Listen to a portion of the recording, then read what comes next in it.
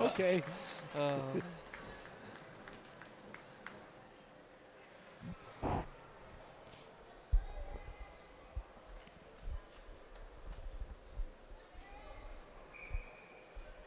So you're not going to be able to hear my interviews. So, is what it is.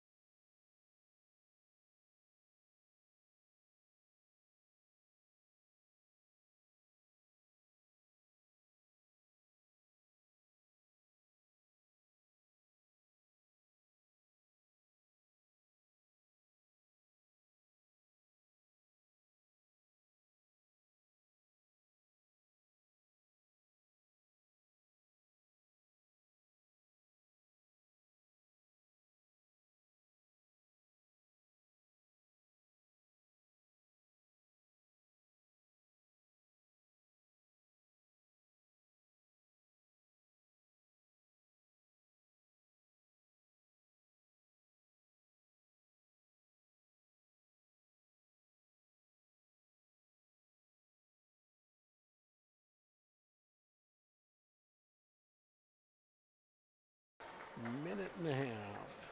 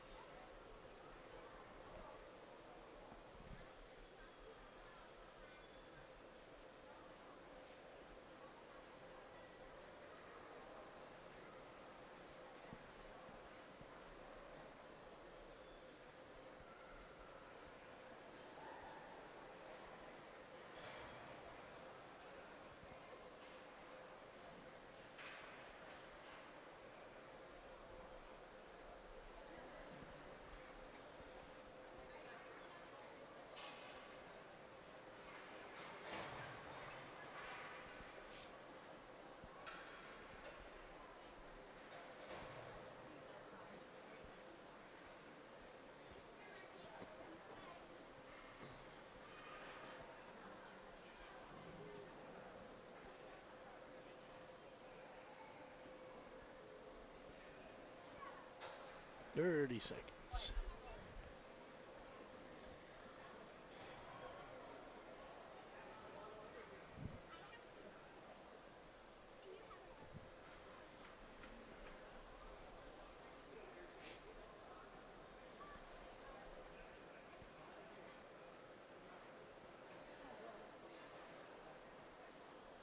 Good evening or afternoon, as the case may be, without any outside windows. How would I know? And welcome to Yanmar Arena as we get set for Grand Rapids hockey action against Benilde-St Margaret. The Red Knights coming into town. Sheldon Willis, along with me, Ethan Andreessen, Dano doing camera work, Joe keeping us on the air, and we've got the team all set up. And Grand Rapids looking to build off a 9-2 win over Duluth-Denfeld.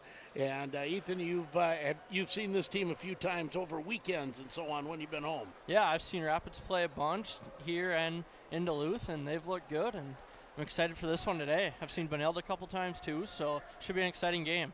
And for Benilde, they're certainly led by that first line with the Kirshner brothers and Junior Podine in the middle, and that's kind of the straw that stirs the drink for the Red Knights. Yeah, their offense runs through that top line, and Junior Podine's a great player. He's definitely been in the rumblings for the Mr. Hockey Award coming up soon, so we'll see what happens there. He's a Western Michigan commit, so a real good player, and he's got a couple brotherly connection on his sides.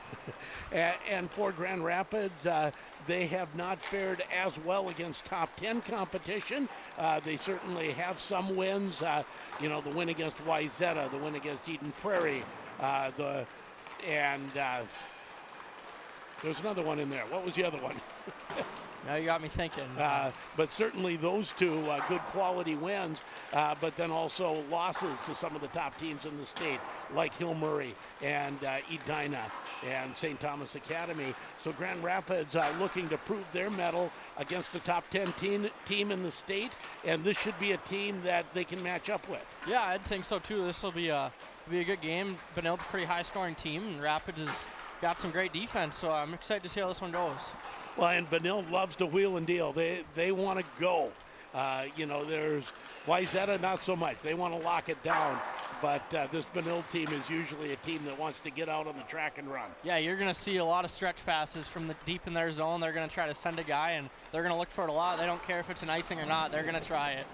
And also special festivities tonight, so we'll have a little extended pregame as the 1975 state champion team being inducted into the Grand Rapids High School Hall of Fame. And there's a number of players from that team here. We'll be joined by Jim Nelson and Bill Baker between periods 2 and 3. So that should be a lot of fun, and there'll be a special presentation after they resurface the ice with that team. So what we're going to do is take our first break. When we come back, Super Joe will recap the win over Duluth Denfeld as you're listening to the pregame show. Grand Rapids Hockey coming up this afternoon on J105 The Thunder, J105radio.com.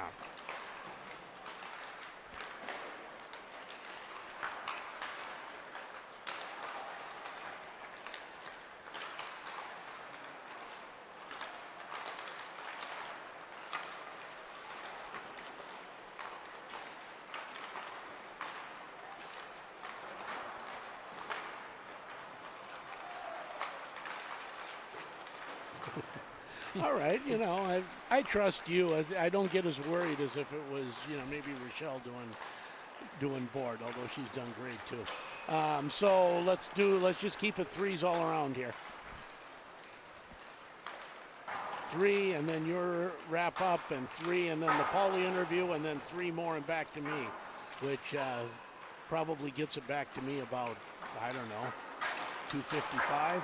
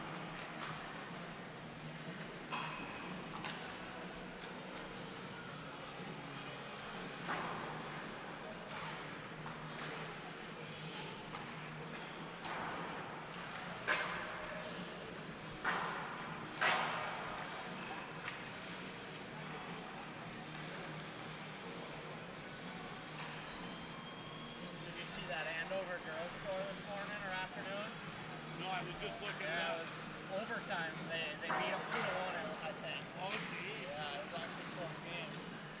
Thought I saw that on Twitter, yeah.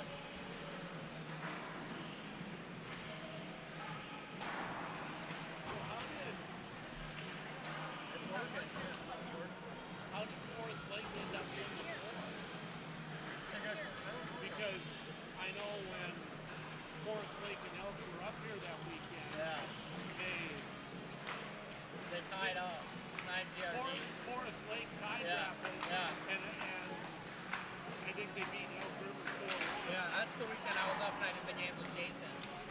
Yeah, it was. I don't know. I don't know how that happened.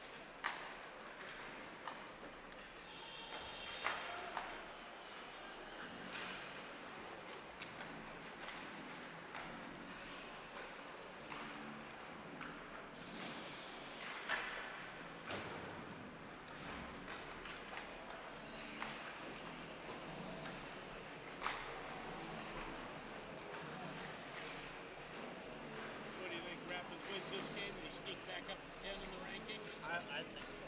I mean, I would hope so. I think.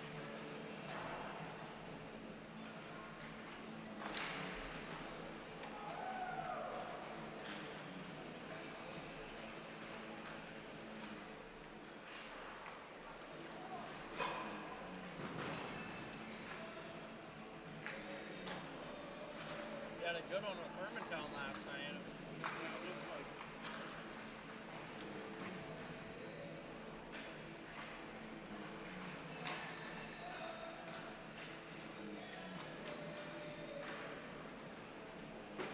Yeah, I can't tell you for sure, but either they got some snipers or this goes. Yeah, I know. No, Are you watching? yeah, I am.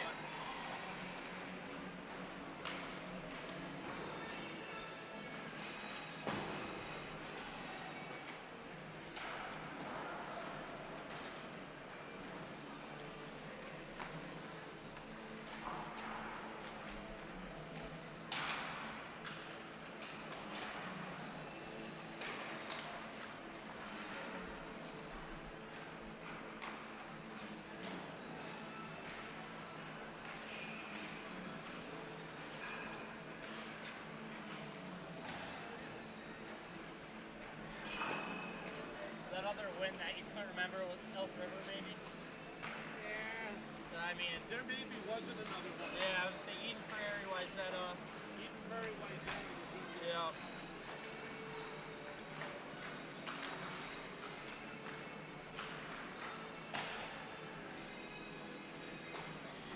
I mean, Hibbing and okay. Yeah. They're decent. Yeah. After that, they haven't beaten anyone since.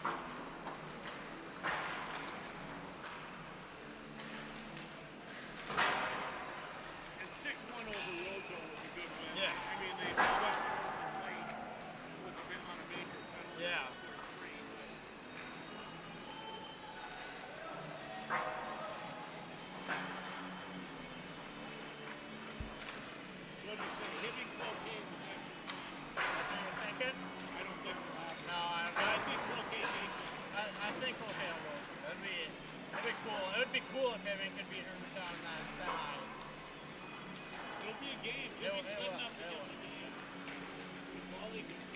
gotta. He's on and off.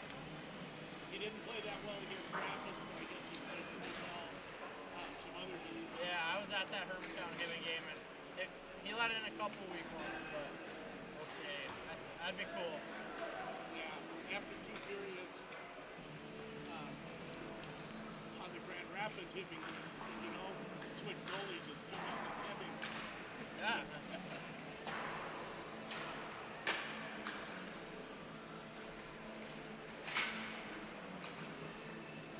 Okay, in 3 minutes, the Pauli interview. Okay.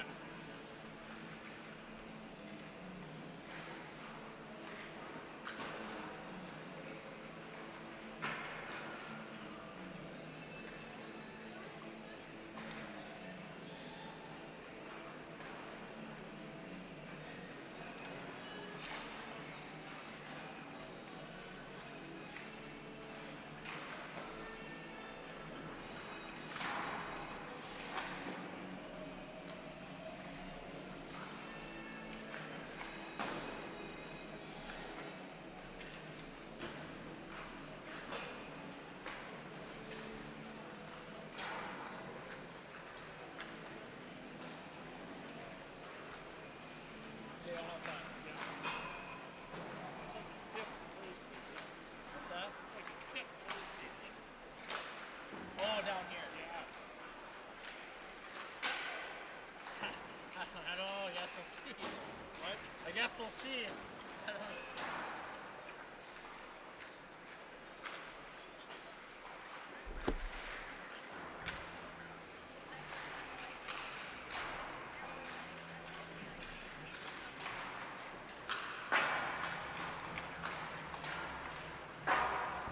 Yeah, I forget what the killer section that they're in. Yeah, He dynamites that on Holy Angels. Yeah. Yeah. That's killer. That's the game I watched the Holy Angels stream, and the other, I was sick, so I had nothing to do, and it was 7-5 again. It was a crazy game. It was 3-0.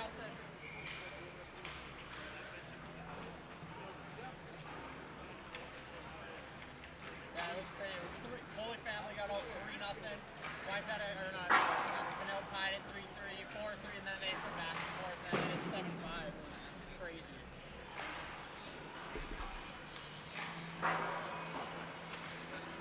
Yeah, they got a tough section. Wayzata and Edina play tonight.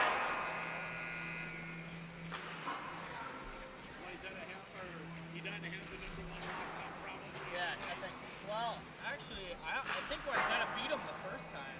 Oh, if Wayzata beats him again, then maybe. Yeah. Wayzata's not going to beat him. No, it's at Braemar tonight too, so.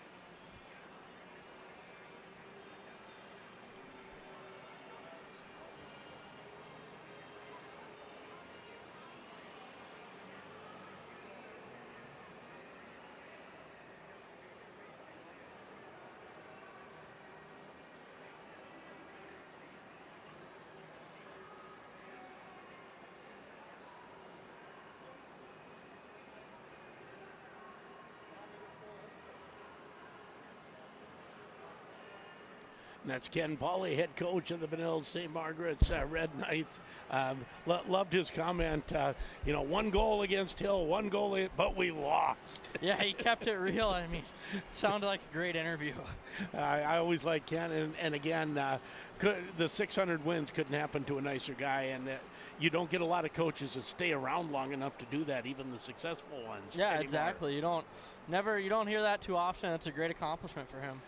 And the one thing, after I turned off the recorder, said, well, it'd be great to see you at state. And he said, well, we haven't gone for a while, and I didn't look up how long. But Benilde is in a tough section. Yeah, they are. Those 4 teams that he listed are all good, and any of them could go. Like he said, it's wide open for any of them. So they're all good, and they all compete against each other, so we'll see. And, those 4 again with the Edina, Wayzata, Holy Angels, and Benilde-St Margaret. We'll take another break. When we come back, it's Grant Clapton, head coach of the Grand Rapids Thunderhawks on J105 The Thunder, J105radio.com.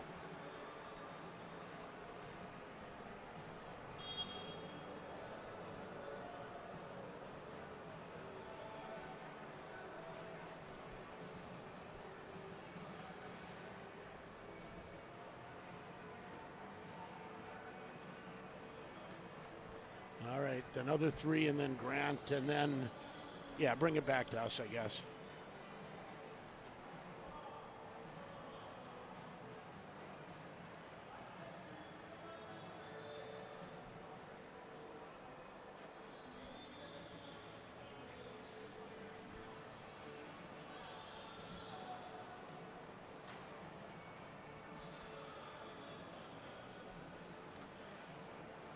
We should be kind of right towards the end of the 75-team presentation when we get it back. It'd be like 8.5 or something total.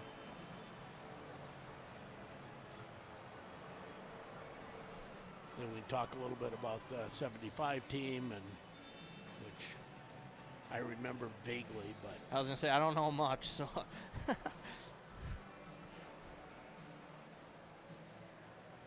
I was 9.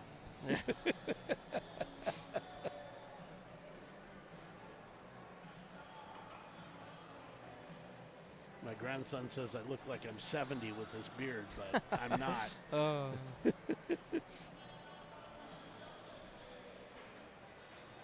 If I dye it the same color as Dano's, then I'd look younger. What do you think, Dano? What's that? If I dye my beard the same color as yours, I'd look a lot younger. Might pull it off.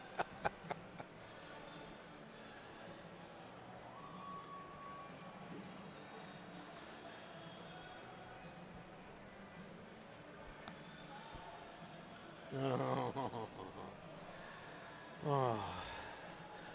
Sometimes, Joe, I'm glad you're not on the air with me. Oh, no.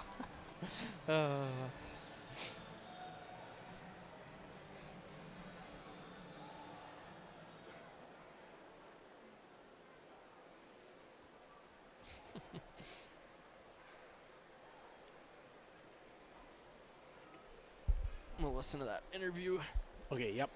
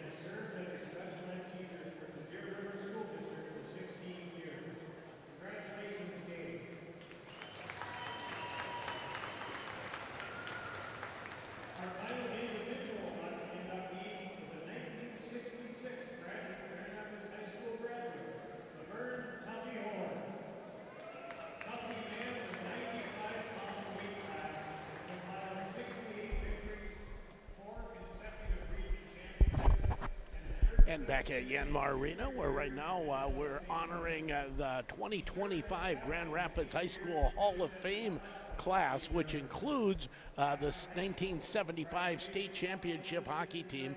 They haven't gotten to state championship hockey, and we can't really hear the audio.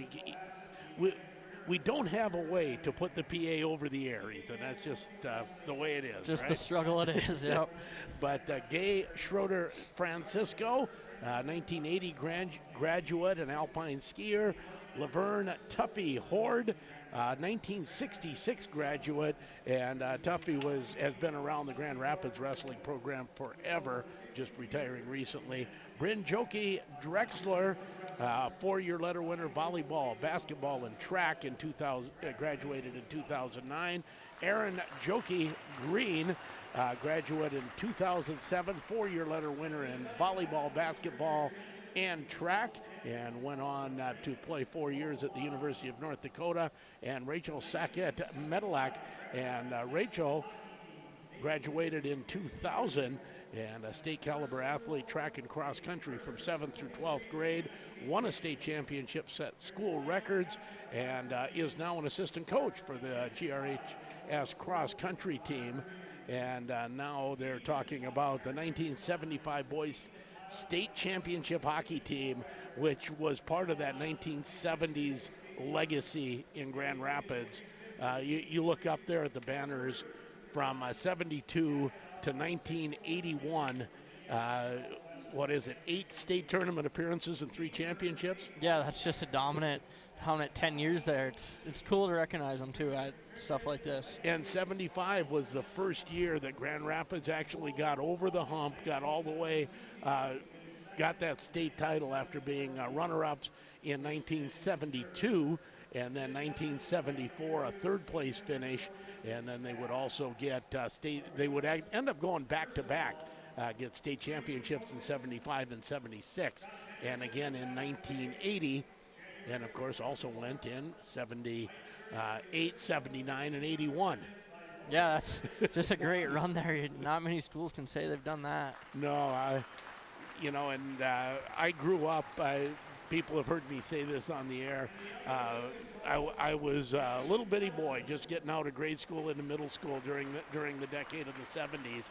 And up in International Falls, having our hearts broke by that Halloween machine in the section championship year after year after year, with great players that went on to play in the NHL like Gary Sampson and Kevin Constantine, and a lot of D1 players, and just they never went to state.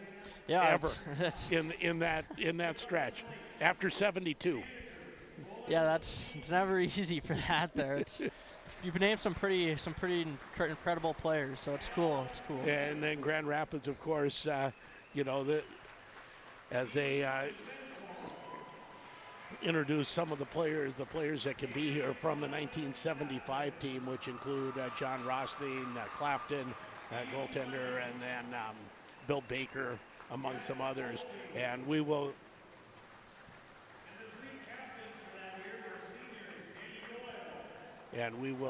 have Bill Baker and Jim Nelson up here between the second and third period. Really looking forward to that chat. If people feel like there's been a few extra commercials in the pregame, they're right, because we're trying to already, we're going to clear out a little room for that interview between the second and third. Yeah, that'll be exciting. I'm sure that'll be a great interview, and looking forward to hear what they have to say.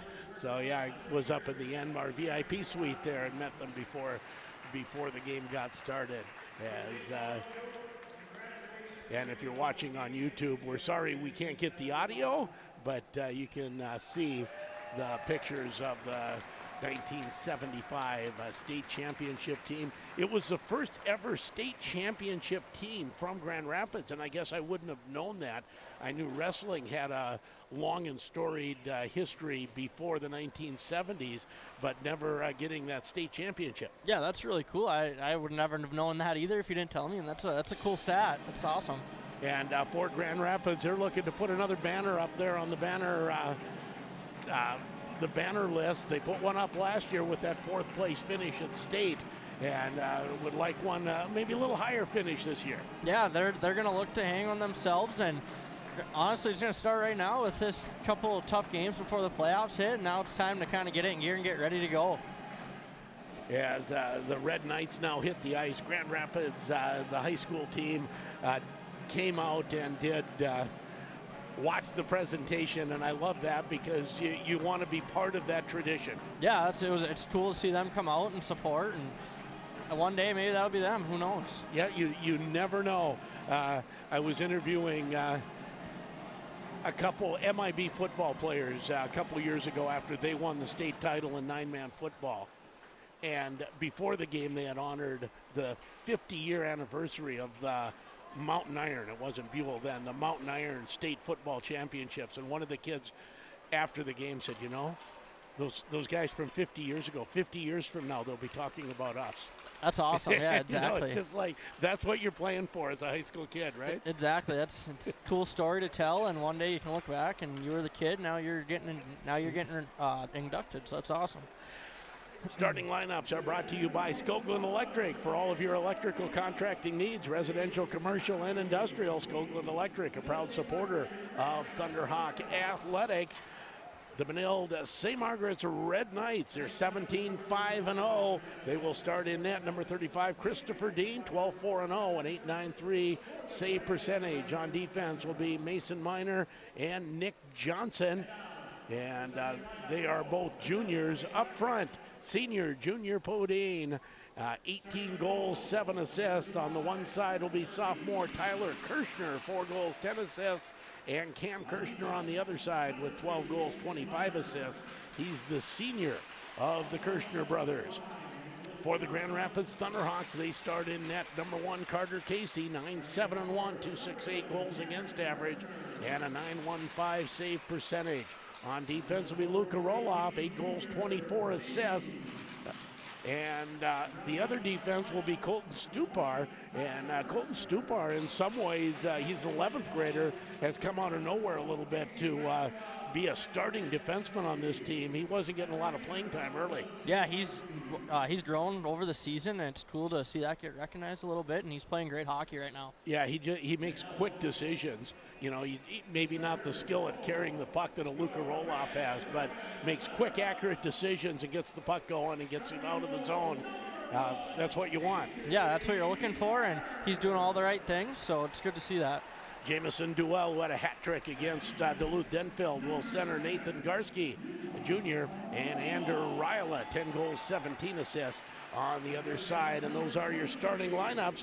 They're brought to you by Skoglund Electric, proud to be your hometown electrician and proud to support all Thunderhawk sports and proud to provide first-rate electrical service work in the Grand Rapids area.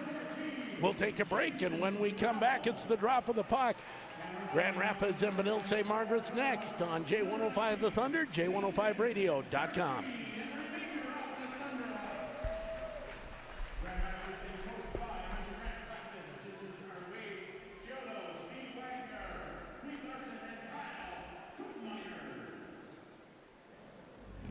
Three minutes.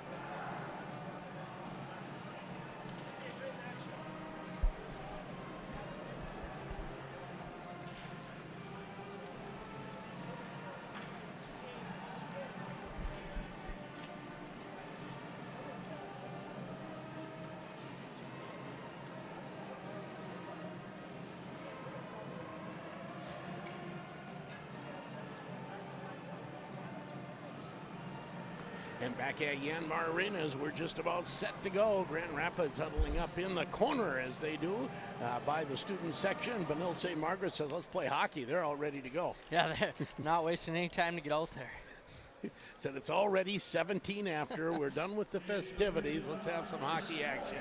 As Benilde-St Margaret's in their very red jerseys with the white numbers, red pants, red socks. It's pretty much a red and white theme. Yeah, bright red too. Looks pretty clean. And Grand Rapids in the home whites with the GR and the orange down the shoulder. And we are set. Podine and Duell on the draw. And draw one by Benilde flips it into the Grand Rapids zone as they try to come out on the corner. Ryla taps it ahead. Duell can't move it. And chasing it back into his own zone is Roloff. Roloff stops in the corner, backhands it to the far side to Stupar. Moves it up the boards as Garski takes a hit. And that's Ryla that takes that hit, and he is favoring the shoulder badly as he comes to the bench. We'll keep an eye on that as we have an icing brought to you by Itasca Economic Development Corporation. If you're looking to start, buy, or sell your business, call Itasca Economic Development Corporation. Yeah, a little slow to get back for Ander. Hopefully, I didn't really see how he landed, but it didn't look like a bad hit as he was just coming up the boards, but must have just jammed the shoulder, and we will keep an eye on that. Off the face-off, the Red Knights out to center ice as it goes to the far side. Popane puts it to the far side, and now the Thunderhawks will come out to center ice. Into the zone, shot right on, turned aside up by Dean. Up the boards, Thunderhawks trying to apply the forecheck. They keep it in for a moment. Palachek can't control it as Ulrich gets it out to center, and Popane puts it into the Grand Rapids zone. Casey tries to backhand it ahead, doesn't get it past Popane, and doesn't pay for that mistake. As the puck thrown at the net, comes right on net, and now thrown off the boards, down the ice. And it'll be an icing call brought to you by Itasca Economic Development Corporation. No score, just underway from Yanmar Arena. thank a few sponsors here: Ray Sport Marine, Grand Rapids Itasca Clinic and Hospital, and Mr. Furnace. Taking the draw, Taylor Salmon going up against Dylan Clayton for the Thunderhawks as both teams get their third lines out there right away for a shift. Puck behind the Grand Rapids net, Salisbury. Backhands it to Drennan in the corner. Drennan there along with Carpenter. Now Clayton has to chase it behind the net. He's double teamed there by the forecheckers as Salisbury comes in as well. And Carpenter flips it up the wall. Well, it's a ferocious forecheck by Benilde. Yeah, they're on that puck right away. There's not a free tap at the half wall, is there? No. They're coming to get you. As the puck at the half wall, it's dug out, goes on the far side. Shot may have been going high from Christian Beck, but it's gloved anyways by Casey. Take the face off and hold. Yeah, like you said, pretty aggressive forecheck, and Rapids is going to notice that, and they're going to find ways to break it. Face-off will come to the right of Carter Casey. The JV game went to Benilde 3-0. Last goal was an empty net. Roloff backhands it to Garski. Garski stick handles out to center. He'll flip it in deep. And indeed it is, well, it's Carlson out there. Carlson, who's been out with a knee injury, back in uniform tonight, did not start on this first line, but with Ryla Nick, he's out there for a shift this time. Yeah, it's good to see him back and healthy, and still no sign of Ander, so hopefully all's good down there. He took a very short shift, we'll put it that way. Yep. It's his first game back in a week and a half, 2 weeks. Yep, just get him acclimated here. Long shot goes in wide as the Thunderhawks try to keep the forecheck on. Centering pass looking for Miskovich. Now here's a breakaway coming the other way. Shot, goal. As Mason Miner is at number 3. Looks like it. The defense jumped all the way to the stretch.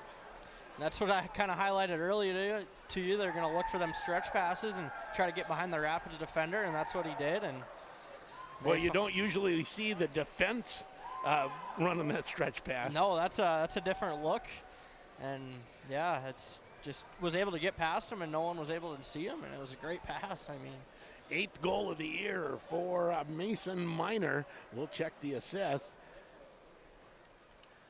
as Benilde gets out to a 1-0 lead at the 13:55 mark. Thunderhawks have their second line out there now against the Podine line as Podine wins it. Johnson gets the assist. D to D. Yeah, D to D for a breakaway pass. Noah Johnson back in his own zone, goes to Kirshner on the near side. That is Cam Kirshner, can't move it ahead. They'll go to the far side to Mulheron. I'll see if I can get his name right. I don't think I did all last year. Puck at the Grand Rapids blue line, moving it ahead to Bymark, who takes a hit, does get it into the zone. Mulheron puts it out to center ice as Kirshner taps it in. Puck goes into the corner as Tyler Kirshner, the younger of the Kirshner brothers, applies the forecheck there. Stupar picks it up as Thunderhawks get it back to Stupar, who moves it ahead. Thunderhawks get it out down the ice, but we'll have an icing call. And, you see plays like that and you wish for the college hybrid icing, right? Yeah, the race to the puck, that's kind of would be nice to see, but hey, I don't know if that'll ever happen in high school hockey. This is part of a doubleheader on Rapids Radio. Coming up next, we have GRG Lightning Hockey versus Elk River as they look to go into the finals against Andover. Andover getting a 2-1 overtime win against Forest Lake. Backhand shot that hits Roloff's stick and goes wide. Applying the pressure is Davis, but the Thunderhawks get it out to center. Trying to break in is Olsen. Now a shot by Duell goes wide of the net. Stupar at the point, keeps it in. Now the puck deep in the zone. Duell can't control it. Duell tries to dig it out at the half wall, but it's knocked out to center ice. And back to get it is Roloff. Roloff made it look like he was skating fast when he wasn't, and the ref didn't buy it. He said, I've seen you skate before. Now a turnover in the zone. Comes to the near side. Shot goes wide off the stick of Mason Smith. Puck comes out to center as Garski will pick up a penalty as he takes down Smith and Garski, both going for the puck, and Garski just leaned into him well before they got to the puck. I think that's just a straight interference call, right? Yep, race to the puck, and Garski just got a little aggressive, a little too early, like you said, and it'll just be 2 for interference. So Grooves Property Services penalty kill for the Thunderhawks. They specialize in lawn care, landscaping, lot clearing, and shoreline tree removal. A 22.5% power play for Benilde. You'd think maybe it'd be a little higher with the firepower they have. And Grand Rapids, an 83% penalty kill. Benilde wins the draw. Goes back to the point to Ulrich. Ulrich at the half wall, comes back to Miner, Mason Miner, top of the circle. Go retreat to the blue line. Miner puts it down low to Ulrich. Ulrich puts it out front, shot and a goal. They go backside, and that was not Podine. That Kirshner. was number 11, Cam Kirshner, the captain, makes it 2-0 Benilde on the power play. Right there, you can kind of see why that top line's just so dangerous. They're always wide open. They're finding ways to get open, and Kirshner, they found him wide open on the back door and ended up going in the back of the Rapids net. So a 2-0 lead for Benilde. An even strength goal, now a power play goal. Shots on goal are 3-1. Puck comes out to center, down the ice. Roloff back to get it as he's pressured there by Salmon. Puck comes to the near side. Thunderhawks will get it out to center. Here comes Clayton. Clayton throws it at the net, doesn't get all the way there. Drennan after it as well. Clayton, nice job just muscling his man off the puck, hits it behind the net. Back to get it there is Noah Johnson. Johnson goes up the far side, and the puck shot down the ice. We'll have an icing call on Benilde. The assist on the Cam Kirshner goal were from Mason Miner and Junior Podine. An IEDC icing as the puck comes all the way back in the red knight zone to the left of Christopher Dean. 2-0 Benilde, 10:28 to go, period one. Thunderhawks. Duell tries to pick it up at the half wall. Puck taken away from him. Comes out to center. Roloff has to retreat into his own zone against the Cam Kirshner forecheck. Roloff taps it ahead. Thunderhawks fan on that clearing pass, but Carlson picks it up now, kicks it into the zone, just keeps it on side. You can tell that he's not quite in game shape yet. Yeah, it looks like he's just trying to get himself back up to speed a little bit after missing a couple games. But Carlson had the puck right out in front, couldn't get the shot away. Now the puck comes outside the zone. And Carpenter gets it on the near side. Carpenter has to retreat into his own zone, goes far side to Roloff. Roloff goes up, flips it in on net, so no icing. Thunderhawks get changes made. Up the far side, shot right on. Casey steers that aside. Now back to the point. Smith, the shot. That doesn't get through. Rebound does, and Casey steers that away. 2-0 in favor of the Red Knights. 9:15 to go, period one. Long pass ahead as they break in with all three. Shot right on. Casey turns that aside. Kirshner leaves it for Callan. Back to the point. Smith over to Callan. Shot through traffic. Gets in on Casey, and he makes the save and holds on. Like you highlighted earlier, this Podine-Kirshner line is very aggressive on their forecheck, and they're not giving Rapids any time with the puck, and Rapids are going to have to find a way to counter that. Thunderhawks send out their third line with Clayton, Drennan, and Bymark. Clayton will go up against A.J. Ulrich. And Benilde, I think they've won. Grant talked about winning faceoffs. I don't know if Rapids has won one yet tonight. I don't think they have. Drennan will get the puck on the far side, get it out to center, poked ahead by Clayton. He gives chase, and the puck comes out in front. Couple rebounds, and Dean had to be good on the second one. Bymark had a great chance. Now the puck goes to the far side as Ulrich keeps that in. Spin around shot. I think that grazed the pad of Casey and went wide. Puck behind the Grand Rapids net, kept in there by Popane. Popane still with it as he pinches down the boards. Thunderhawks get it out to center, down the ice, no icing. As Thunderhawks make changes, get their number one line out there. Ryla has not been out since that shoulder injury, and I'm trying to see if he's on the bench. I didn't see him get off. He might be sitting down or we can't see him, but if he left, he didn't do it by way of the ice. He would have, yeah, so I'm sure he's still there somewhere. Yep. Great chance for the Rapids third line. It was. Dylan Clayton, great effort on the race. The puck dove and got it out front to Bymark, who put it off the pad, and then Gus Drennan had a great rebound shot. Big save, and that's a good opportunity there for the third line, and that could have got them some momentum here. Thunderhawks will send out their second line here with Gunderson as the puck comes toward the net, but it's controlled by Miner. Miner gets it up the far side to Salmon. Salmon cuts in behind the Grand Rapids net, moves it back to the point, kept in by Johnson. Johnson's shot goes wide, rebounds to the far side, gets out past the blue line past Miner.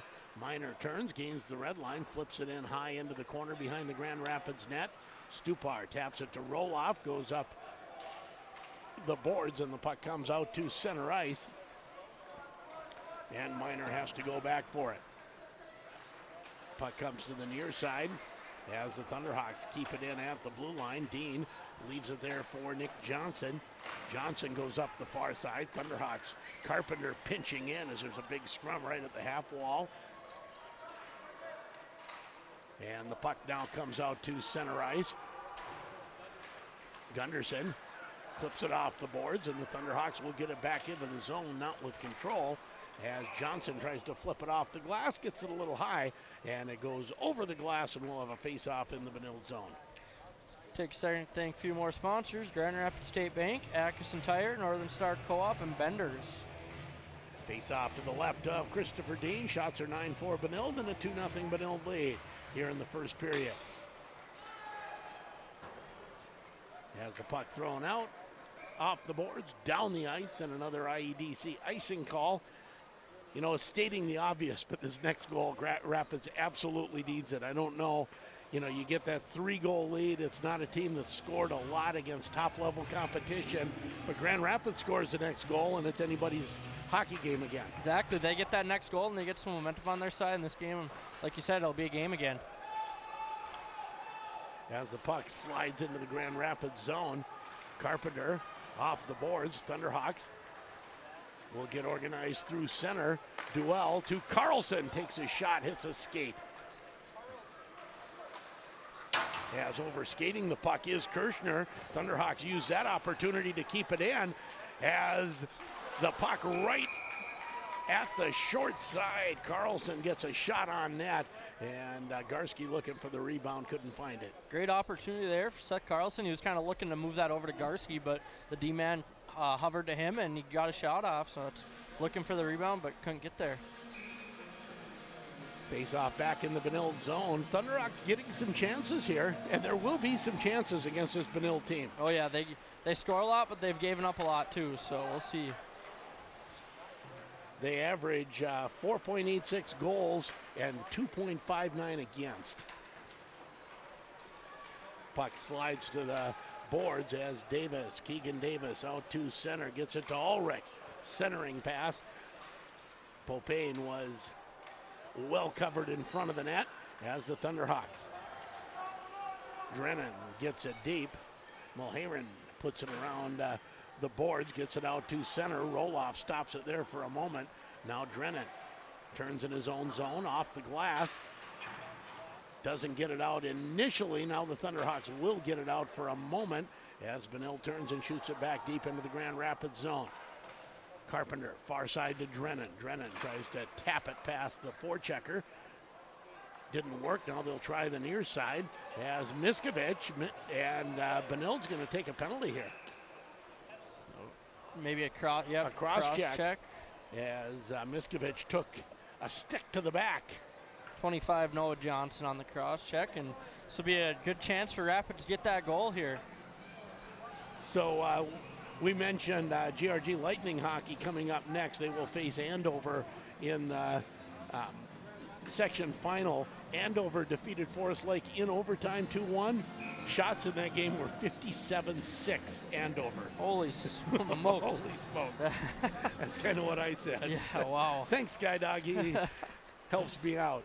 As Benilde wins the faceoff, shoots it all the way down the ice. Thunderhawks have to retreat and regroup. Groom's Property Services power play, and they offer property management and snow removal. We actually had a little snow to remove in the last week.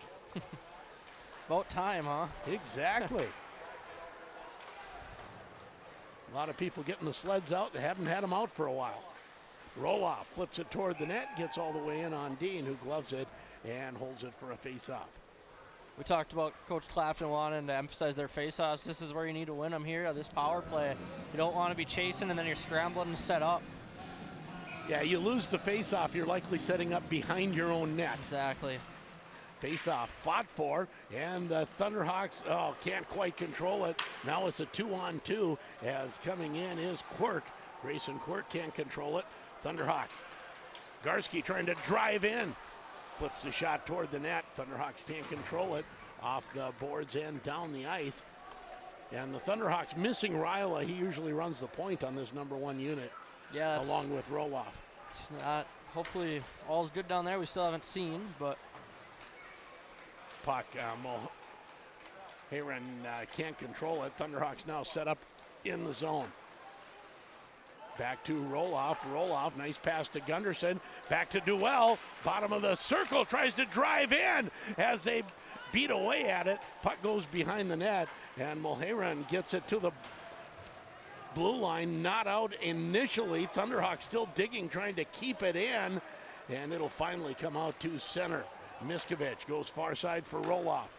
Finds Bymark. Bymark can't get it in as it comes to Roloff. Roloff to Gunderson, who shoots it in deep. Roloff coming off the ice.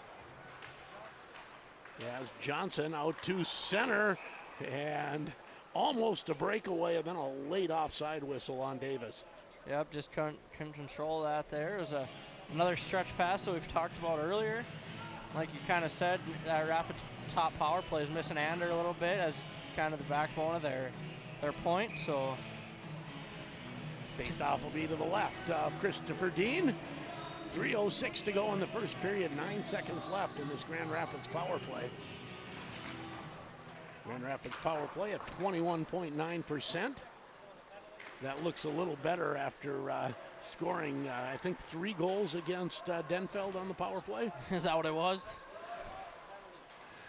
As power play is over now, Thunderhawks get it deep into the Benilde zone. Back to get it is Johnson. Johnson backhands it up the boards. Gunderson trying to stop that rush as the puck thrown in front of the net. Salisbury to Stupar off the glass, and it'll get past Miner and out to center ice. Thunderhawks throw their number 1 line back out. As cutting in, a little bit of room for Johnson. Shot, pad save by Casey. Carlson gets it ahead to Garski. Garski has Carlson cutting toward the net, and we're going to have another penalty for a slashing on Benilde. As going is Tyler Kirshner, took a little whack at Garski right after he made that pass to Carlson. Yeah, just passed a little behind Seth Carlson and then took the slash out of, I don't know, I couldn't say frustration because they missed the pass. But Yeah, exactly. who knows?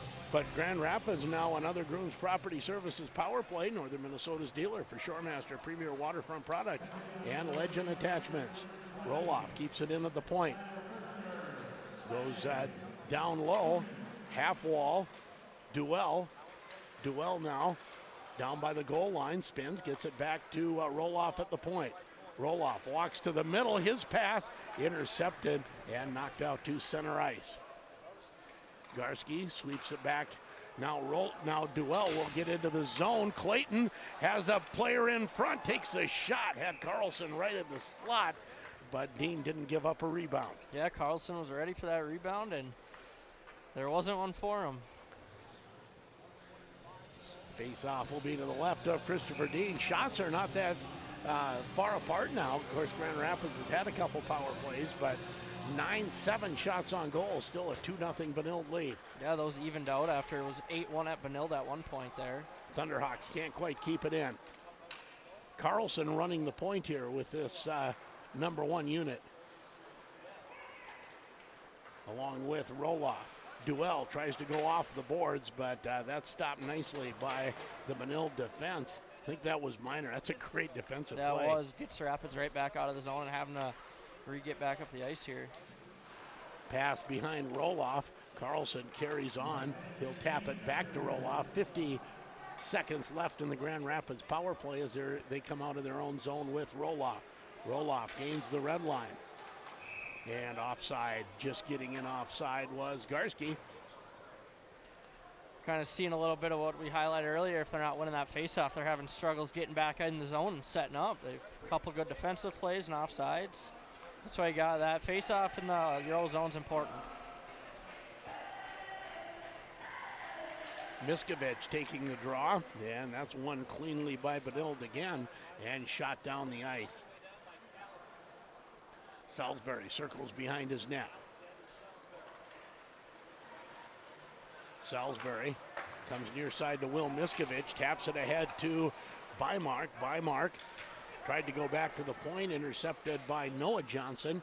Johnson gets it out to Kirshner. Cam Kirshner has a goal. Has the Thunderhawks. Possible 2 or 3 on 1. As here comes Palachek. Has Salisbury with him. Goes to Salisbury and he scores! 5 seconds left in the power play. 13.9 in the period. Palachek and Salisbury finish off the 2-on-1, and it's a 2-1 hockey game. Great play. Carter Casey made the initial pass out of the zone, and Palachek found Salisbury on the back door, and that's what you need going into the end of this period, get some of that momentum. So the Thunderhawks convert on the power play, on the rush. You know, we've had defensemen on the rush both ways. Yeah, we have. But way to go, Alex Salisbury jumping in on that rush, and boy, he looked like he could finish. Made no doubt about putting that pass away.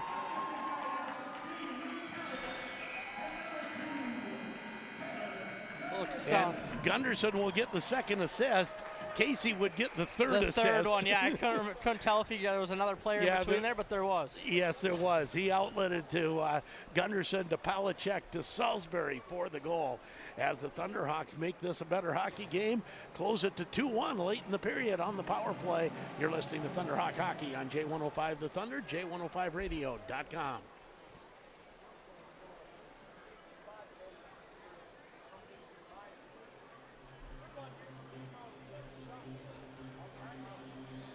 Three minutes, please.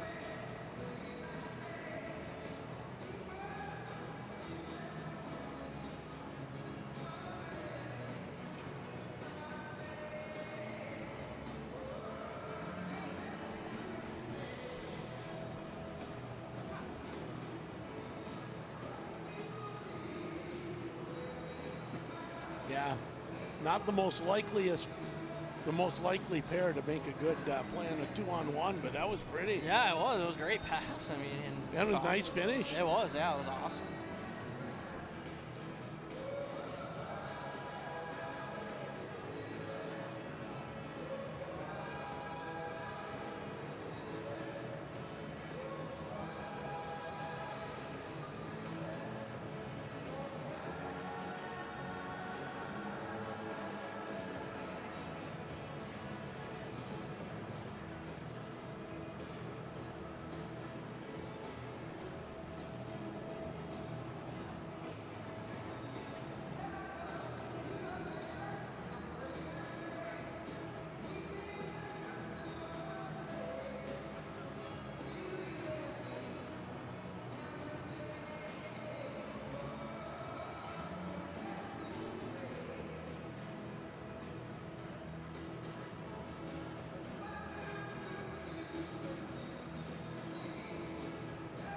That makes more sense to me. That looks right. They changed it, that second assist from Gunderson to Bymark. Okay. Yeah. I couldn't tell if it went between two people there. No, I thought someone else touched it and set that up, yeah. but I wasn't positive it was Gunderson. Yeah, I couldn't tell either. Thank you.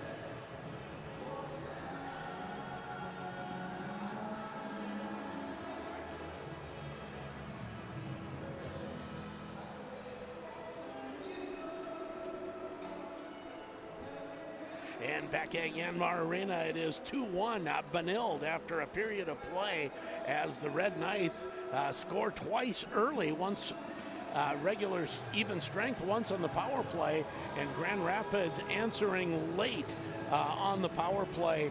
And what a big goal for Grand Rapids late, Ethan. Yeah, we highlighted that. It's the momentum, and they needed to get that next goal and not go down 3-0, and they got that big goal there at the end, and should bring some good vibes into that locker room and then hope fix things up for them.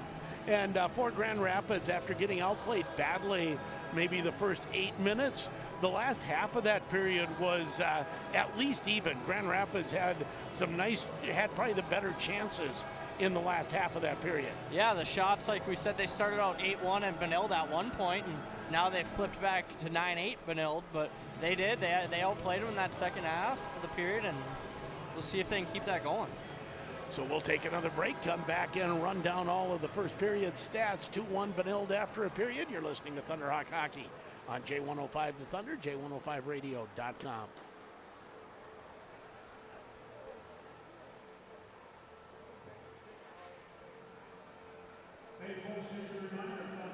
Another three, please.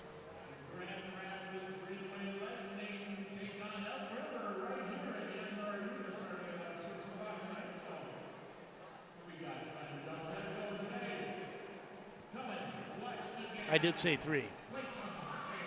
And then what do we end up with? What do we have left after this? I know it's a little early to check, but I'm trying to plan my interview.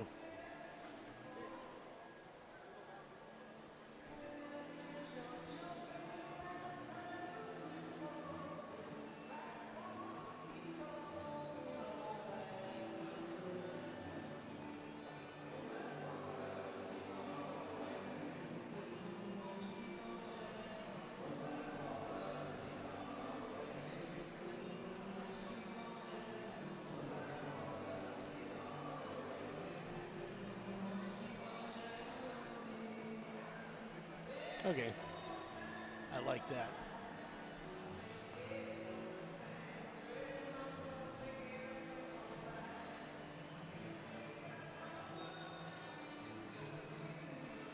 So I'll probably do 3 out of the gate next period and then do the interview, and then I only have 1 more minute to get. We'll take a 1-minute break, do our stats, and roll into the third.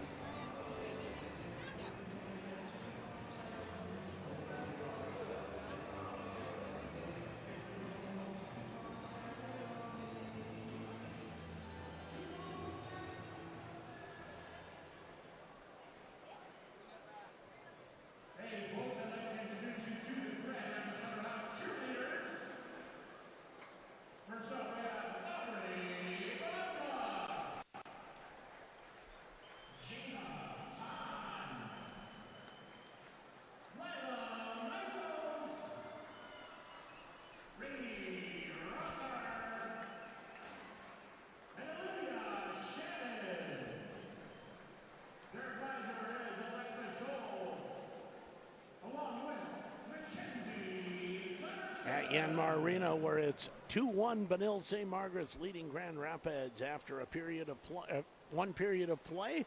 And rundown, well, you've got like a state tournament summary of stats there. You better have something. Yeah, Mason Miner got the Red Knights started early with 3 minutes into the game with the assist to Nick Johnson. They scored again on the power play that was Cam Kirshner with the assist to Junior Podine and Mason Miner.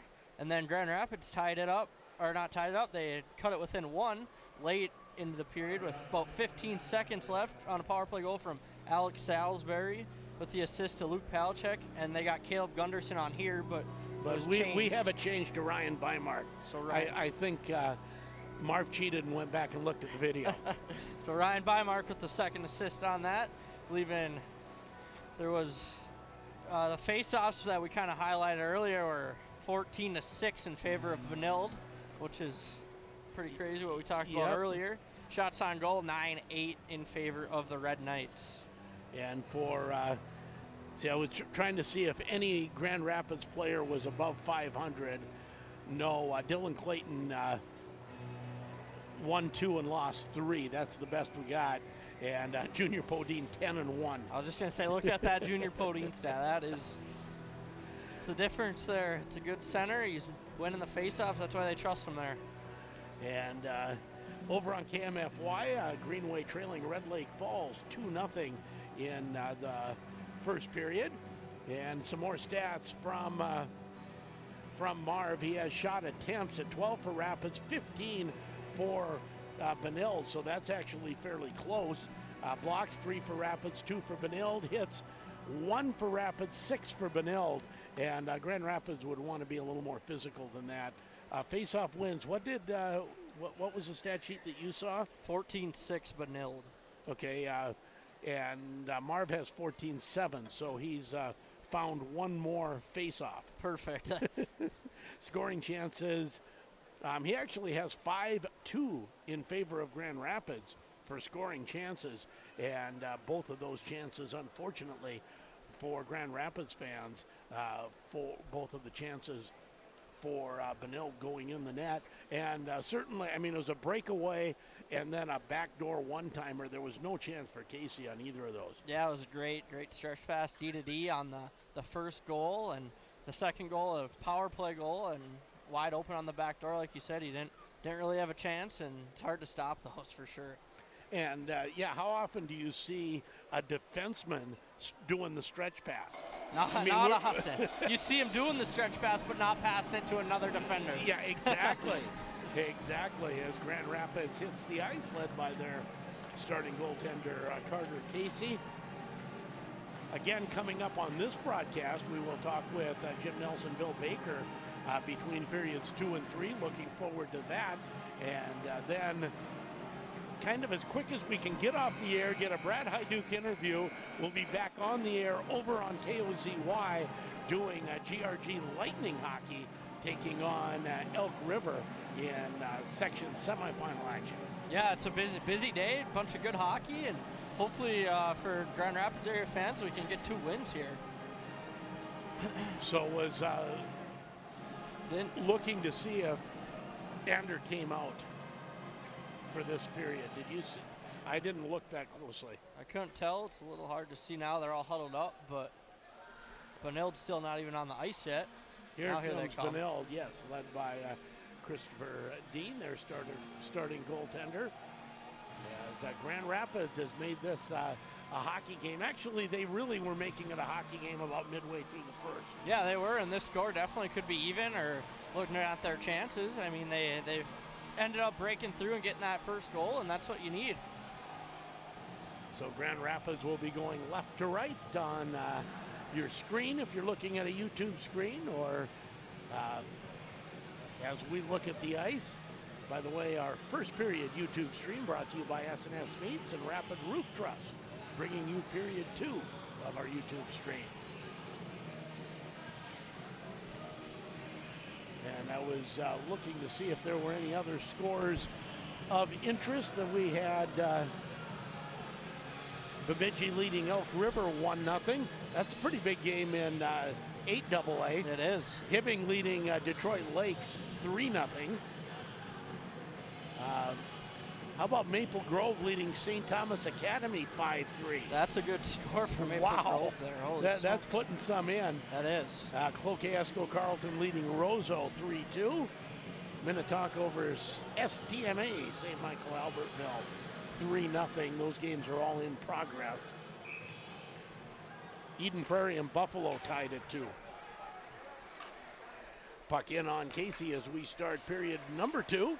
As Duell pokes it ahead, he'll get it out to center where Ulrich brings it to the near side, and now it's backhanded into the Grand Rapids zone, and just like that, we have an IEDC icing. If you're looking for a place to take your idea to reality, learn more about the Forge from Itasca Economic Development Corporation.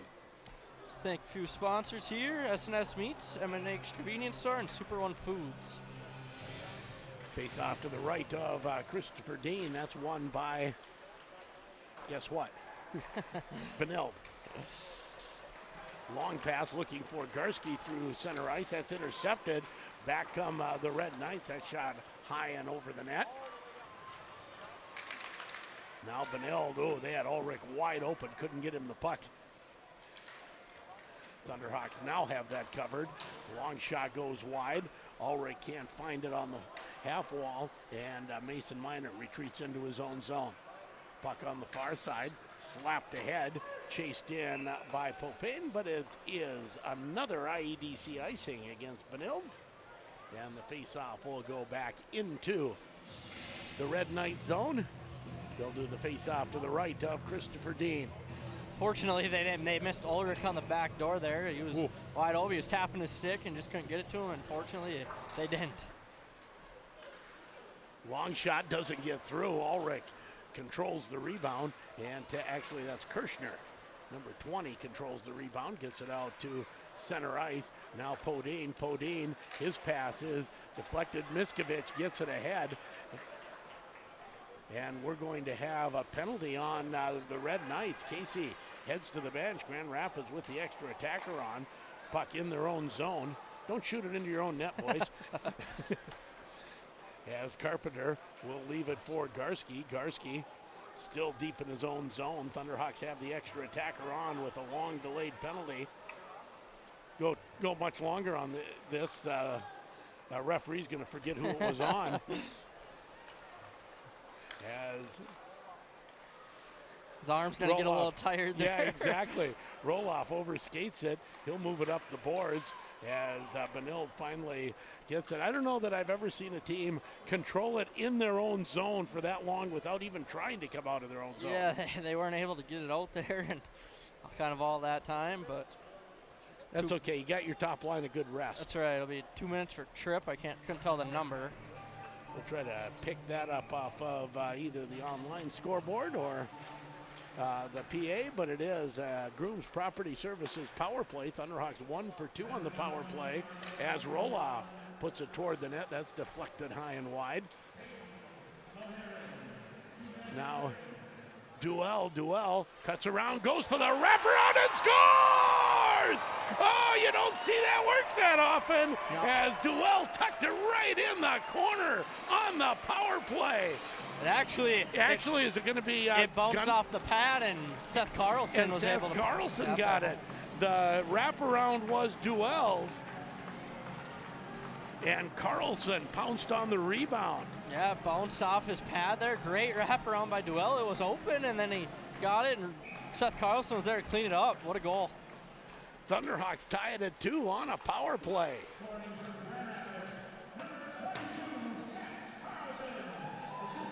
And Garski and Duell get the assist. As Carlson, first game back, has the puck deep into the zone, chased in there by Garski. Garski.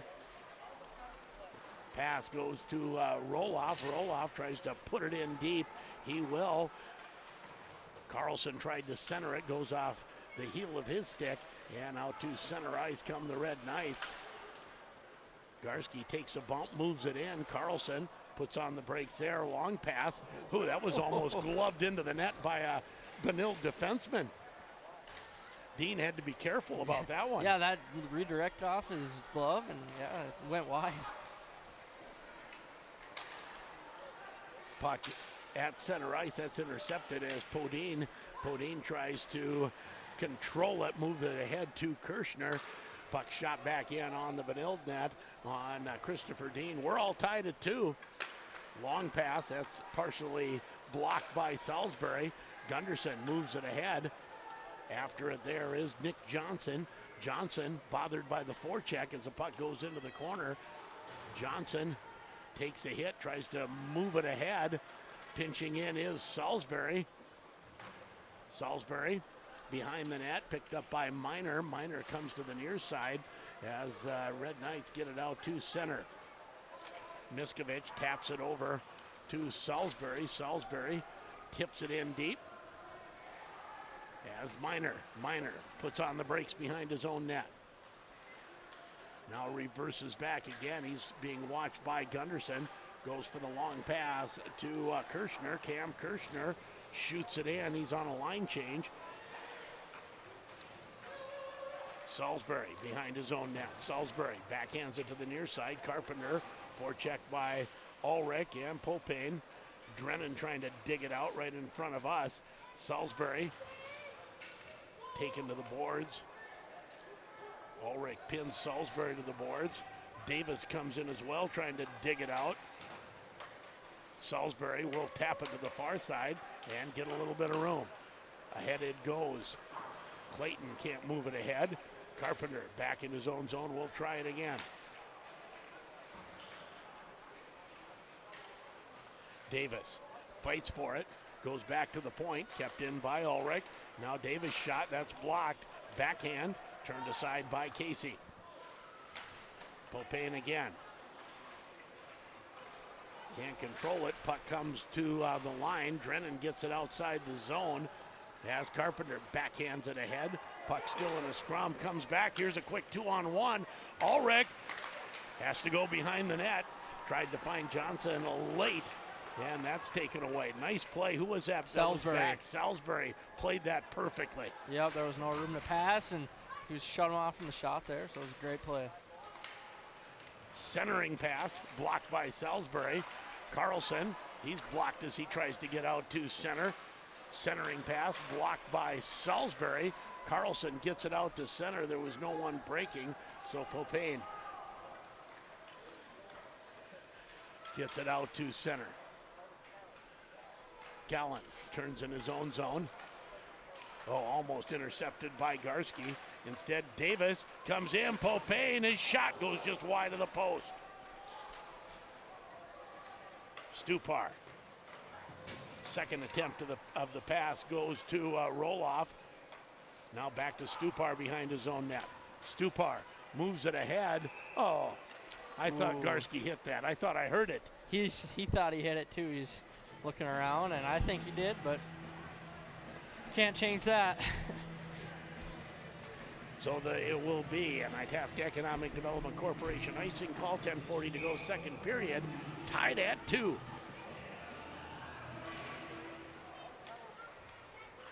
Face-off won by Benilde. Grand Rapids will take over now as Roloff moves through center, gets into the zone. Long shot is gloved by Dean, and he'll hold it for a face-off. Face-off will come in the Benilde zone. One thing to note in this period, Rapids have been a little more aggressive and physical compared to what they were in the start of that first, so that's good to see. Benilde's only got, one shot in this period. So that's right. There haven't been a lot of shots. No. You've had to work hard for shots this period. Puck comes to the Grand Rapids line as Tyler Kirschner chases it in.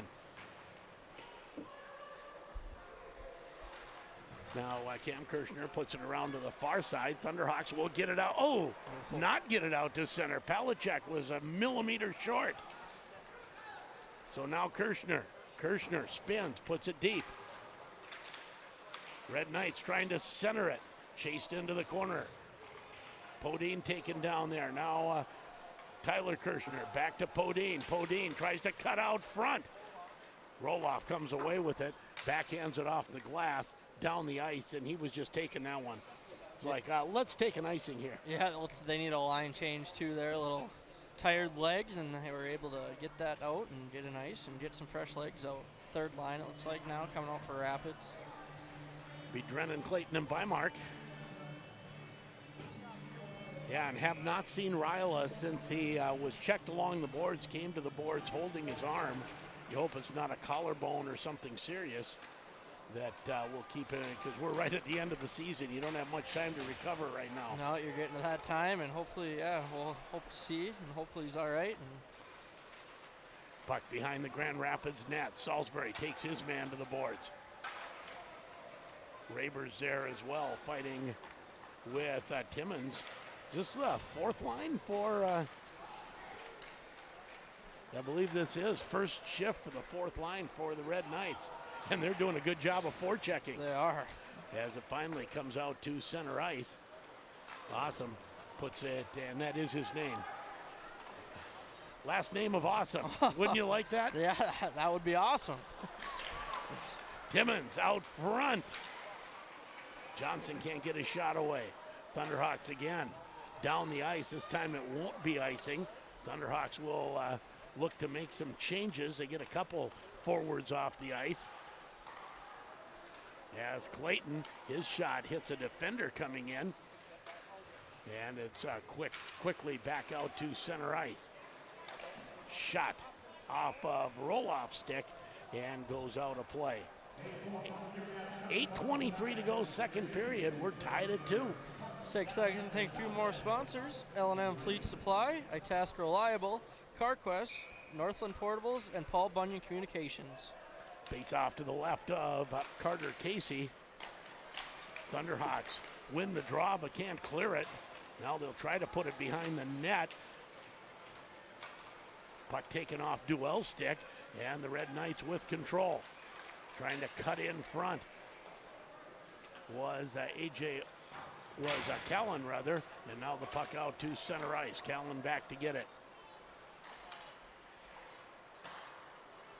As the Red Knights trying to get through center ice, and they'll shoot it in deep.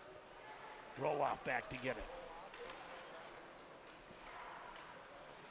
Tried to clear it, couldn't do it.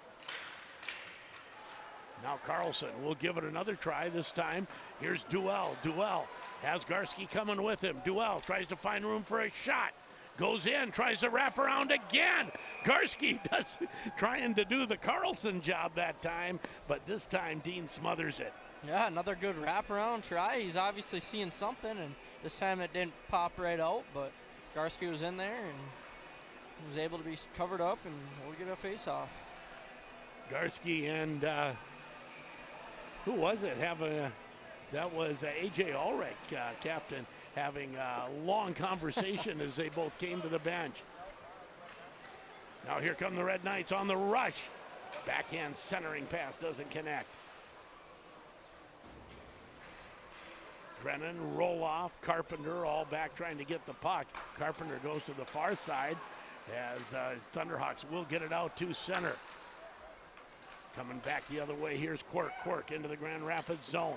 Centering pass goes past everybody. Now Roloff behind his own net. Roloff goes up the far side.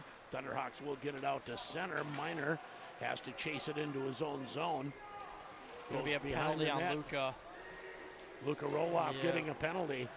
So in comes Miner. Miner is has the puck taken away by Salisbury, and that will bring up the penalty.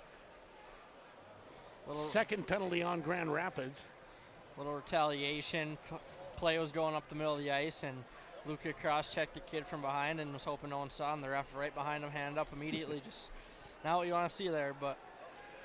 Grooms Property Services penalty kill for the Thunderhawks, Northern Minnesota's dealer for Shoremaster Premier Waterfront Products and Legend Attachments.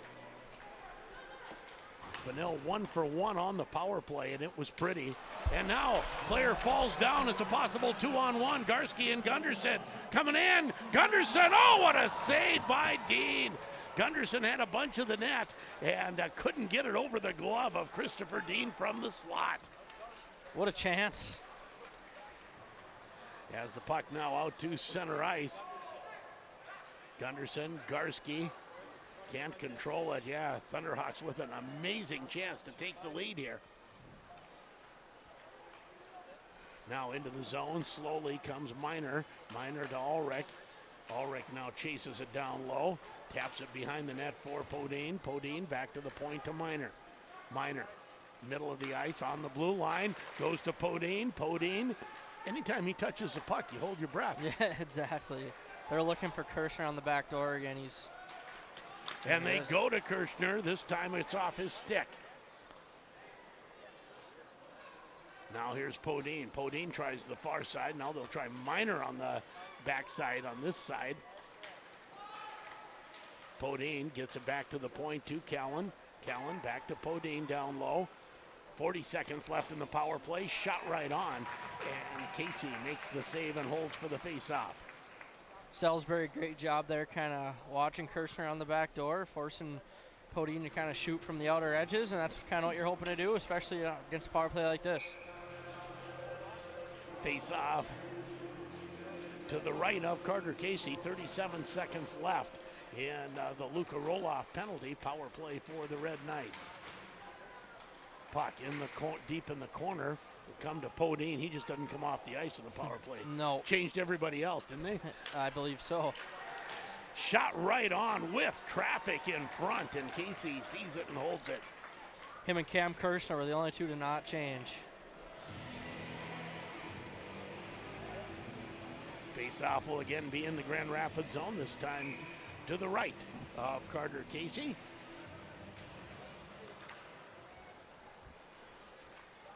Minor. Slap shot, changes directions. Great save by Casey. Rebound cleared down the ice. Callan back to get it. Callan leaves it for Minor. 4 seconds left as the Red Knights come into the zone. Power play's over. Tapped ahead. Oh, it was just to the wrong side of Roloff. It'll end up being an icing call. That was close. That was just missed him out of the box there, and that would have been a great chance. Just Luka tried to stretch back for it, but just wasn't able to. A little too far out of his reach. Maple Grove defeats St. Thomas Academy 7-4. That's a shakeup. That's a final. That's going to be a standing shakeup there. That is. Face-off won by the Red Knights. Power play's over. Shot goes wide of the net. Garski. Behind the net to Roloff. Roloff. Duell now behind the net.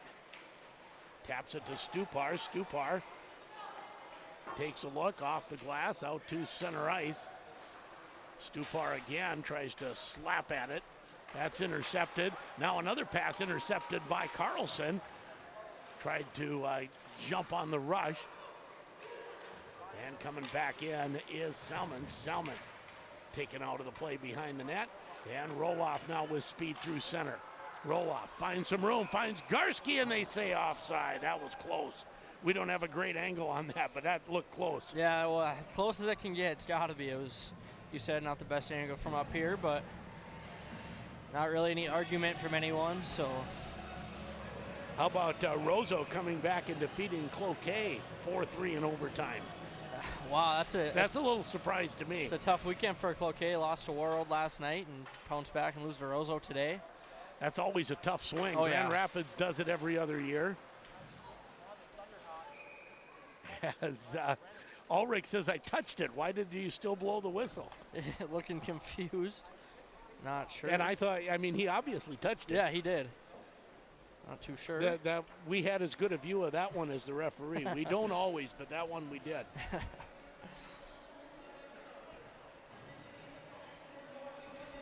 Face-off will be in the Grand Rapids zone. They call playing the puck with a high stick. Ulrich and Gunderson on the draw. Not sure what the delay Ref is. talking. Oh, Coach. sorry, I didn't mean to blow the whistle. I think it was back to Minor's shot over the net. It'll stay on the dasher boards, get to the point, kept in, and shot deep. Stupar rings it around the boards. It'll come out to center. Minor has to chase it back into the zone. Palachek after it on the forecheck. Minor slides it up the near side, the far side rather. Now into the zone comes Popane. Popane tries to center it. That's knocked away by the blocker of Casey. Now the wraparound shot wide of the net. Back to Ulrich at the half wall. Cycles it down low to Popane. Minor keeps it in on the point. Tries a drag move. Doesn't get around Gunderson. Puck goes to the far side. Now Stupar. Head to Palachek. Palachek fights for it. Stupar fights with the dasher boards for a bit. Now gets it out to center ice. Flip back in. Shots are 13-13, and it's a 2-2 tie game as Casey will hold it for a face-off. Yeah, not many shots in this period. They're kind of tough to come by. Let's thank a couple more sponsors with the bank, Cushel and Chandler Insurance Agency, Nooch's in the corner, and Riverwood Healthcare Center. Face off to the left of Carter Casey. Puck fought for. Duell will gain control, flip it down the ice, but it'll be an IEDC icing brought to you by Itasca Economic Development Corporation. So the face-off will come back in the Grand Rapids zone. Yeah, not many shots by either team this period. No, it'd be 5-4 in shots favor Rapids this period. 2:21 to go. Shot by Callan goes well wide. Puck right at the post, and Casey well protected by Salisbury and Duell. And the face-off will be to Casey's right. Thunderhawks win that draw. Hey, mark that one down. There it is. Was it against Podine even? It was. Wow. Podine loses his second of the game. One. Puck back into the Grand Rapids zone. They say no icing. Podine after it with Carpenter. Carpenter holds him to the boards. Carlson tries once. Now tries twice. Now tries a third time. Never did get it out. Duell finally will. Benilde now in their own zone. Rink wide, get it to Callan. Callan ahead to Kirshner. Cam Kirshner into the zone, a little bit of room. Looking for Tyler on the back door. Nice block there by Duell. Podine behind the net. Podine, top of the slot, one-timer. Doesn't work for Smith. 2-on-1 for the Thunderhawks if they hurry. Garski takes a shot. And the rebound cleared away. He had Carlson cutting down the middle. Tried to get him the puck with the shot pass. Yeah. The pass off the goalie's pad, and it didn't go the right direction. Now back come the Red Knights. Shot, nice save off the Podine shot by Carter Casey. Thunderhawks behind their own net. Roll off. His backhand pass almost intercepted. Palachek can't move it ahead. Back into the zone. Roll off. We'll try it again. Bet he won't try that same pass. No, I don't think so. He doesn't. Taps it ahead. Doesn't quite get to anybody. And roll off again. Kind of flip the stick away of the Red Knight player. Another little frustration piece. Yep. And you can get it on sportsmanlike for that if you're seen. You can, and that's what the coaches, they all threw their hands up at the same time, and no ref saw that one, unfortunately for Luca. 17.7 seconds left as the puck goes out of play again. Stay tuned between periods. We'll have Bill Baker, Jim Nelson here for an interview. Looking forward to that from the 1975 team. It should be a good listen for sure.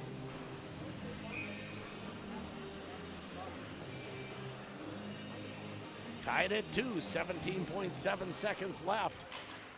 Podine loses another draw. There we go, 2 in a row. Rapids.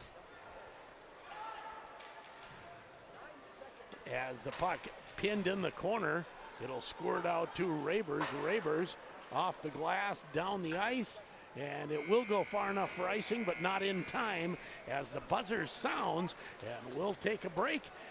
Tied at 2 after 2. When we come back, we'll be chatting with some from the 1975 state championship team here on J105 The Thunder, J105radio.com.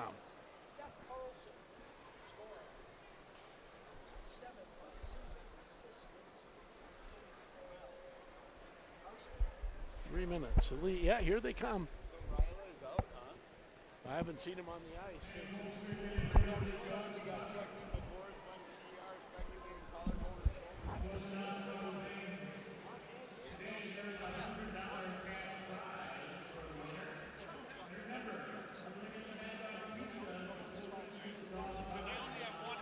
One extra headset.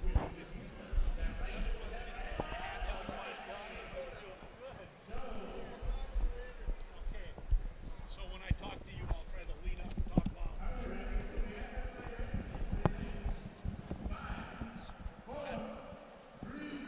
And we're on break now. We'll be back in about 2.5 minutes, and then we'll then we'll talk. Yeah, let Billy just take it and go. Okay.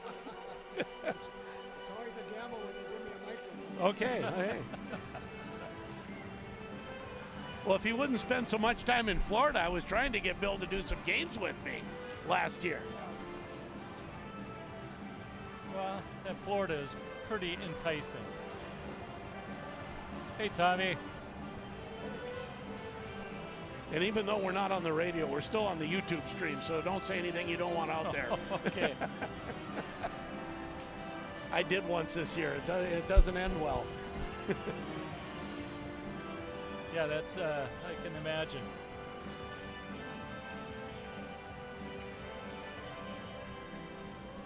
And Bill Baker and Jim Nelson, right?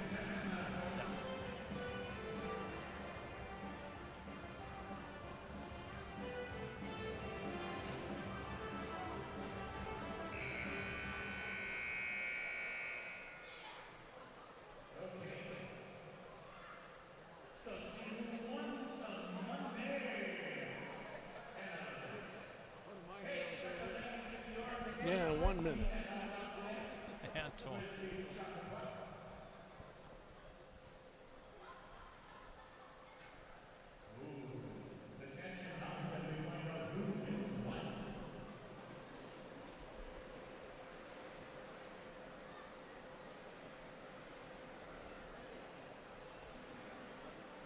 Thirty seconds.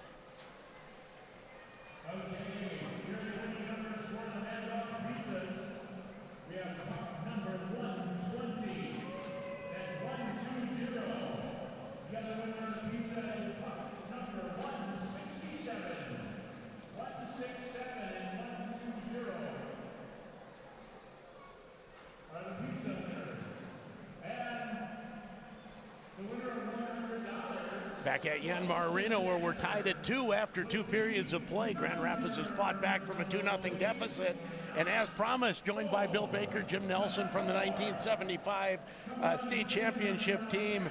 And this has to be a lot of fun, Bill, to be back here with a lot of your teammates. Oh, it's great. It's always fun to come back, especially now to celebrate 50 years. It just doesn't seem like it, but it's wonderful. Wonderful to see the guys. And Jim, talk a little bit about the magic of that 75 season. It was the first state championship, not only for the hockey team, but for the school after being so close a few years earlier. Well, I think the only thing I can say to that is the work that Gus Hendrickson and Mike Surdich and community people did prior to 75. They built a program, built a system, built up kids that play well and understand the game. I'd have to agree with that. I think for me, we get credit for starting that long line, that long run that Rapids had. We won the state tournament in 75, but it was the people before us that really brought the program up. 72, 74, we were there as well. But even the guys, it's always the guys that are 2-3 years ahead of you that you're looking up to and you're trying to emulate and to copy. And that's what happened here. And we were able to break through and win it. The Iron Range Conference that year was phenomenal, and whoever was going to win from Region 7 was probably going to be the favorite down at the state tournament, and we were fortunate to get out of our region and get there. Well, getting out of Section 7 or Region 7 was no picnic anytime during the 70s. No. Region 7 and Region 8 hockey back then was just so much fun. Every night it was an experience. It was an event. No matter who we played, this place would be jammed. The pep band is playing, it'd be jammed. It was just fun. Except when we played Greenwood, it'd be 4 deep instead of only 2 deep around the boards. Well, and Jim, people talk about this as kind of being an anomaly now, where you get a sold-out arena, but it was night after night, no matter where you went, whether you were in Virginia or International Falls or Hibbing. It was great hockey and great crowds. Always, and here at this building, when I was here was the IRA. Right. But, even when they built the north end, they were saying, "Oh, you'll never fill it." Well, the fans kept coming and kept watching really quality hockey. So, what was there any turning point in that season where you said, "Okay, now we're playing a level of hockey that can win the state"? I don't think it was a real turning point. We had a pretty consistent season the way I remember it. We lost 4 games, but again, there's a lot of close games, and up here that could happen to anybody. After we won it, I think somebody was interviewing me, and I said, there's a half a dozen teams on the Iron Range that could have won this thing. We were lucky to get out of it, and every night, like I said, you had to be prepared every night, no matter who you played up here.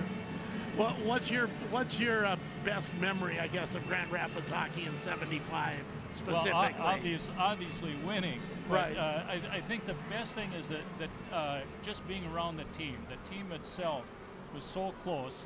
I've said they're a team of character, and they were a team of characters. Yeah. And I think that complemented what was going on the ice. So, Bill, do you have any stories of some of the characters that you can repeat on the radio for me? Well, no, probably that I can't repeat on the radio, but no. Okay, you know what? We'll Yeah, do this no. quick shout out and say after the game you're going to be over at the Eagles. You maybe Right. can repeat some of those there. Correct. Yeah, we're going to have a little open house at the Eagles afterwards for people if they want to come by and say hello or remember back in the 70s or just want to BS. That's kind of what we were hoping for. So the public's invited to that after the Yes. game over at the Eagles. Come and meet. So now, if there's anything you give me something, Bill. Any of your memories? It's funny. You grow up with these guys. I've been asked a number of times with the success I was able to have after I left here with a couple NCAAs and the gold medal, and the state championship, all within a span of 5 years. Which one was the best, or and they'd ask that question. I'm like, they're all special in their own way.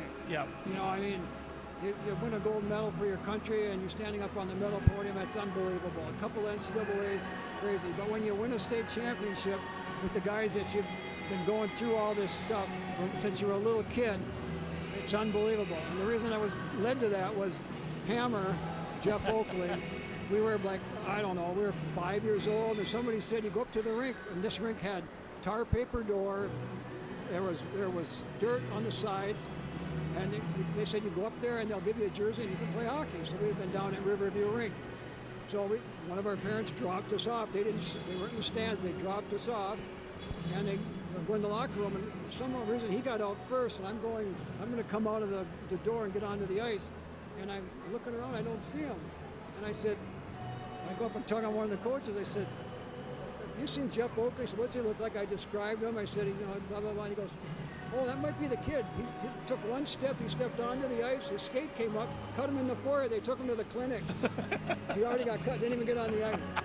And so I go to his house after he's got an ice bag. He's laying on the couch, ice bag on his head, and he's got stitches already. Not even a shift in hockey yet. But you don't let that stop you if you're a hockey player, No. right?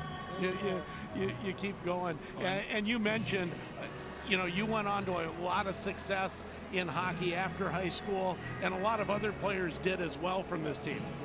Very, very, very fortunate. I feel very blessed. But it all kind of started here in the youth program. In the youth program, when it gives you that opportunity, and it's all we were looking for. But we had a lot of great help along the way. Well, thanks so much for coming up. And again, remind everyone that after the game, head over to the Eagles and you can, BS a little bit and share some memories. And if it's anything like last night, there will be some fun stories. Yeah. Oh, I'm sure there will be. See, I couldn't get him to repeat much here on the air, but there'll be more at the Eagles. We sure will, yeah. All right, Thank you. Thanks so much. Thank you, appreciate it. And that's Bill Baker and Jim Nelson from the 1975 state championship team, the first state championship team from Grand Rapids, as we're going to take another break, and when we come back, we'll run down stats. We got a hockey game here, tied at 2 with Benilde and Grand Rapids. We'll take a break, come back to run down stats. You're listening to Thunderhawk Hockey on J105 The Thunder, J105radio.com.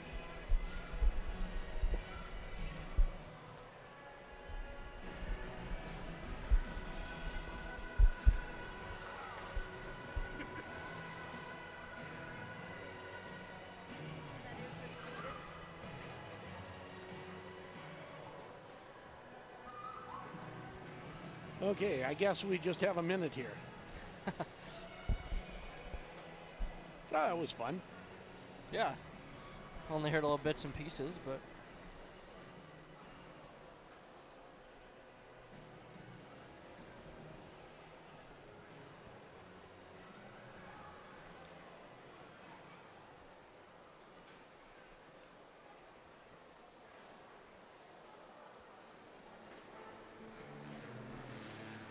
yeah, that was last night. That was unbelievable.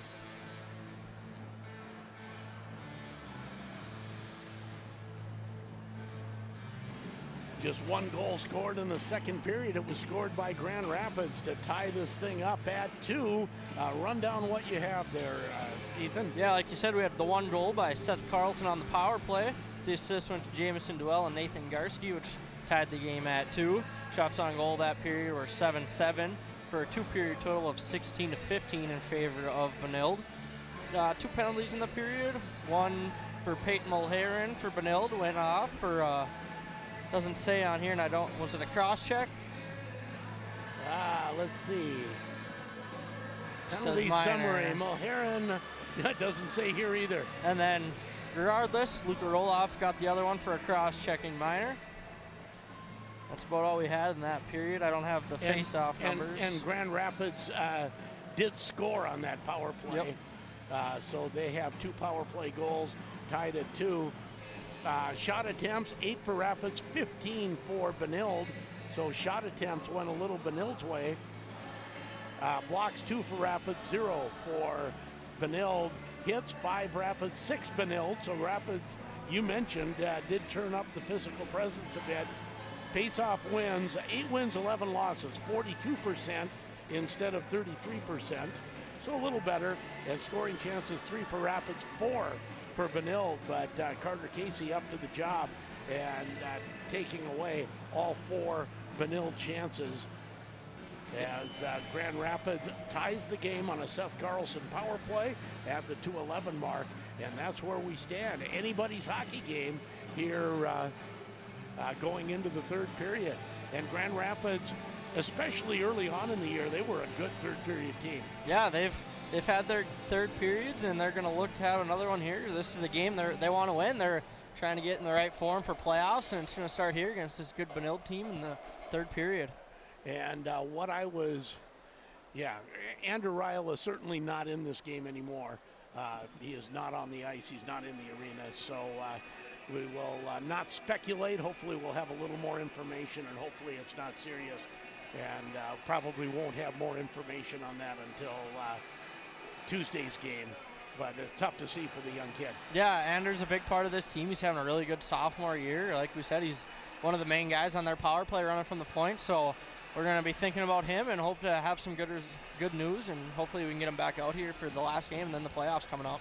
And for Ander, he's been skating on that first line recently, and he's just kind of coming into his own, just feeling the speed and the physicality of the game. He's not a big kid, but he never shied away from a hit. Didn't shy away from that one, trying to come out of his own zone, and must have just caught the shoulder wrong on the boards. It didn't look. There was no penalty on the play, and it didn't look like a big bone-crushing hit. Yeah, it might have just came down on it awkwardly, like you said. No penalties or nothing. So just unfortunate fall, and yep, that they're gonna try to win this one for him. But how nice is it to have Seth Carlson back on the ice? He has skated with Duell and Garski quite a bit. I can see there's a little rust, and he's maybe still fighting a little bit on the knee, because I don't know that he quite has the explosion that he'll have after a couple games. But good to see him back on the ice, and he's contributed a goal. Yes, that's a big part of this team too, and it's good to have him back. Like you said, he's just kind of ramping up a little. He was a little more faster in that second period than he was the first, and he's just trying to get himself back up to speed. And it'll take a few periods, but he'll get there, and he'll be a big part of this team down the stretch. So Skydog was highlighting a girls' game last night, and you get some of these in early rounds of girls' action. But Minnetonka over New Prague. Yeah, 22-0. With shots 100-2. I just can't imagine that. I don't know what to say. We were talking about this last night, and you're kind of a coach. What do you say to your team there? I don't know. It's one of those crazy scores. I have no idea. I have no idea. I did I once called a 21-0 girls game, and that was no fun at all. What side were you on? The winning side? I was on the winning Okay. side, and it was still no fun. Yeah, no, yeah. It's, I don't know.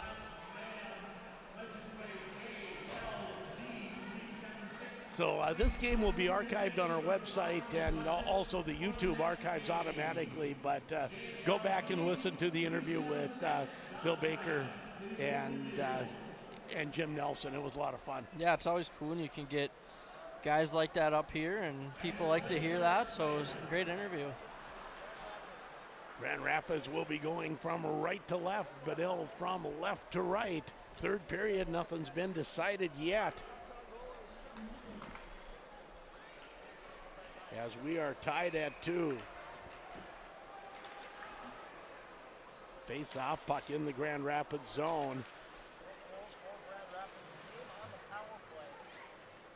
As puck comes out to center ice, Duell can't control it.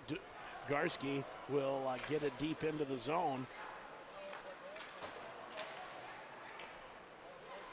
Now Johnson in his own zone. Goes rink wide. Minor gets it through center ice. It's tipped into the Grand Rapids zone. Pinching in is Johnson. Johnson can't control it. Tap behind the net to Roloff. Roloff moves it up the boards, but it's stopped there by Tyler Kirshner. Puck still in the Grand Rapids zone. Tyler Kirshner goes after it. Now the Thunderhawks gain control out to center ice. Duell can't control it, and back come the Red Knights. Minor tries to go in around Salisbury. Salisbury's had a great game. I was just going to say that. Garski tries to cut in. That doesn't connect. And Miskovich shoots it in deep. Now here's Minor. Off the far wall, and out to center comes Davis. Davis into the Grand Rapids zone. Shots blocked. Thunderhawks off the boards and out to center. Back to get it there is Noah Johnson. Noah's a big kid. I looked out there, and it's like, he looks really big. 6'6", 225, according to the roster. Yeah, that's a big kid, and he's a big guy on their blue line, and they're lucky to have him back there. Out to center ice, and we'll have a whistle. Grand Rapids has a player down behind the play. Also didn't see that one, a little bit behind the play. And that is Salisbury. Salisbury slow. He's flexing that left knee, I think. He had a shoulder problem, had him miss a week earlier in the season. And we do have a Benilde penalty out of this. Yeah, it looks like they're kind of talking here. I don't know how cheap it was, but... Yeah, it was behind the play. Yeah. I did not see it, so I will not speculate. Nope. It will be it is just a 2-minute penalty. Yep. Groom's Property Service power play as they offer property management and snow removal. It's a damn trip. Thunderhawks 2 for 3 on the power play.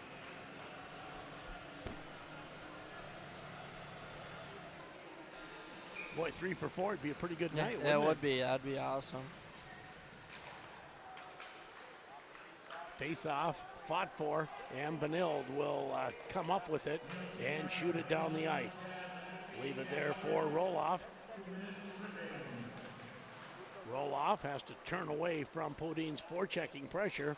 Now he'll try it again. Slide it ahead for Duell. Duell to Garski. Garski has it knocked off his stick, but it goes right to Roloff. Roloff now to Duell. Duell, long shot, tipped just wide.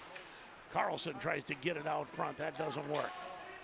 Garski back to the point to Roloff. Roloff takes a shot right on. Rebound! Oh, Duell had a whack at it, and Dean stopped that as well. And now Carlson with a takedown, and we have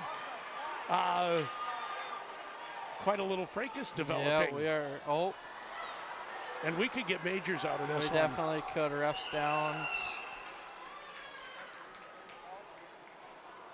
Duell's in the middle of that. Yep. Garski's getting will tossed. go. Duell's getting tossed. Callan will get tossed. Like 17, they kind of put. And I bet Kirshner, well, maybe not Kirshner. No. Yep, 17, Salmon. Selman, that's it. My guess is this will all be offsetting. I don't know if they'll have any. I didn't see much that any one person did to start it. It just kind of generally escalated. Just one of those fighting for the rebound things. People are getting their extra whacks in, and then it just ramped up, and we'll see what they sort out here. But like you said, probably offsetting. And Carlson, who had a beautiful takedown of a Benilde player, didn't get caught up in the mess. No, yeah. He got out of there. I feel like he didn't. I don't want no part of that. I'm done with this. Yeah, I don't want no part of that. Done with that, but he had a pretty good takedown initially. He did. So referees talking about it, referees and the linesmen. And problem is, for Grand Rapids, that's two of their top players. And there could be fighting majors out of this. Say they're, yeah.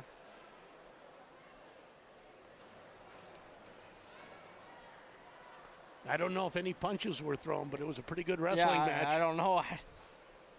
There's a lot going on there. It's kind of hard to see, but see what they come up with. So no penalties up on the board, which means it does all offset. Yep.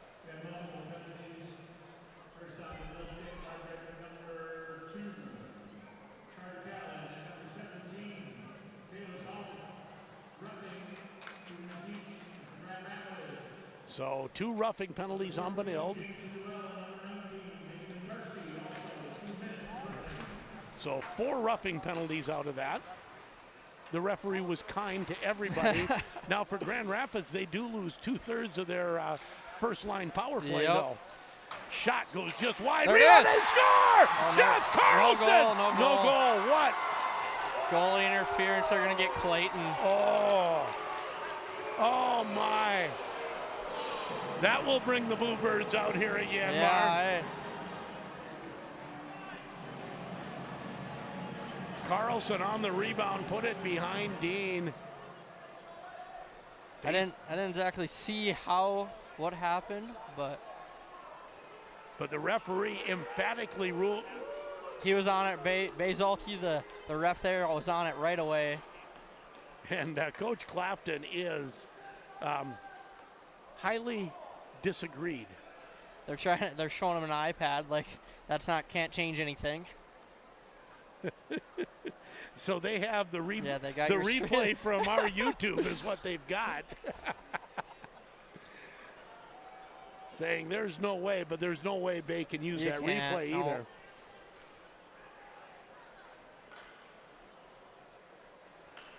So he's just explaining what he saw or what he believes he saw. And that's what's going to stand. Yeah. Grand Rapids still with 1:03 on the power play. Oh, looked like they had taken the lead. Beautiful bounce off the back wall. I mean, landed right on Carlson's stick. I struggled to see where the interference was. I wasn't really paying attention to that, but our good friend Super Joe, who's also rewinding our YouTube stream, said very little contact. He is not in favor of the call either. Not that Super Joe wouldn't be a bit biased. Coach Clafton is with Joe as well. He is. So is this Grand Rapids crowd, by the way. Yep. As the puck off the face-off, won by Benilde and shot into the Grand Rapids zone. Roll off. Chases the puck deep into the zone. After it is Clayton. Clayton puts it back to the far side. Oh, he was hoping Roloff would still be there. Puck gets caught up on the dasher for a moment. Carlson looks for it. Carlson now to Clayton. Back to the point. Roloff keeps it in. Roloff, one-timer from Gunderson, goes high. Boy, he had that labeled for the top corner and just shot it over. Thunderhawks try to double team the puck at neutral ice. Cutting in is Carlson, but it's played back to Johnson, and the puck out to neutral ice. Roloff in his own zone. Roloff, 5 seconds to go in the power play. Gets it back to the point. Palachek, a little bit of room, shot right on. Rebound, no one could get to it. Both teams at full strength. Puck at neutral ice. Roll off, backhands it deep. Thunderhawks make changes. Long pass is tipped into the Grand Rapids zone. They say no icing. I thought it was tipped on the wrong side of the center ice. It was obviously tipped, but I didn't think it was on the right side of the red line. Puck back out of the zone, and back to get it there is Mulheron. Now out to center ice comes Kirshner. Kirshner gains the line, goes deep behind the Grand Rapids net. We're tied at 2, 12:20 to go. Period number 3. First of a doubleheader here on Rapids Radio. Girls hockey up next on KOZY from right here at Yanmar. Off the glass, that won't go far enough for icing. Thunderhawks making some changes. And behind the net goes Mulheron. Long shot goes over the net. Shots on goal, 18-16 Grand Rapids. Puck out in front, and a goal. Carter Callan, that puck squirted out front, and he beats Casey to the far side. Minor's going to get that for his second of the game, yep. Okay. Minor gets that, his second of the game.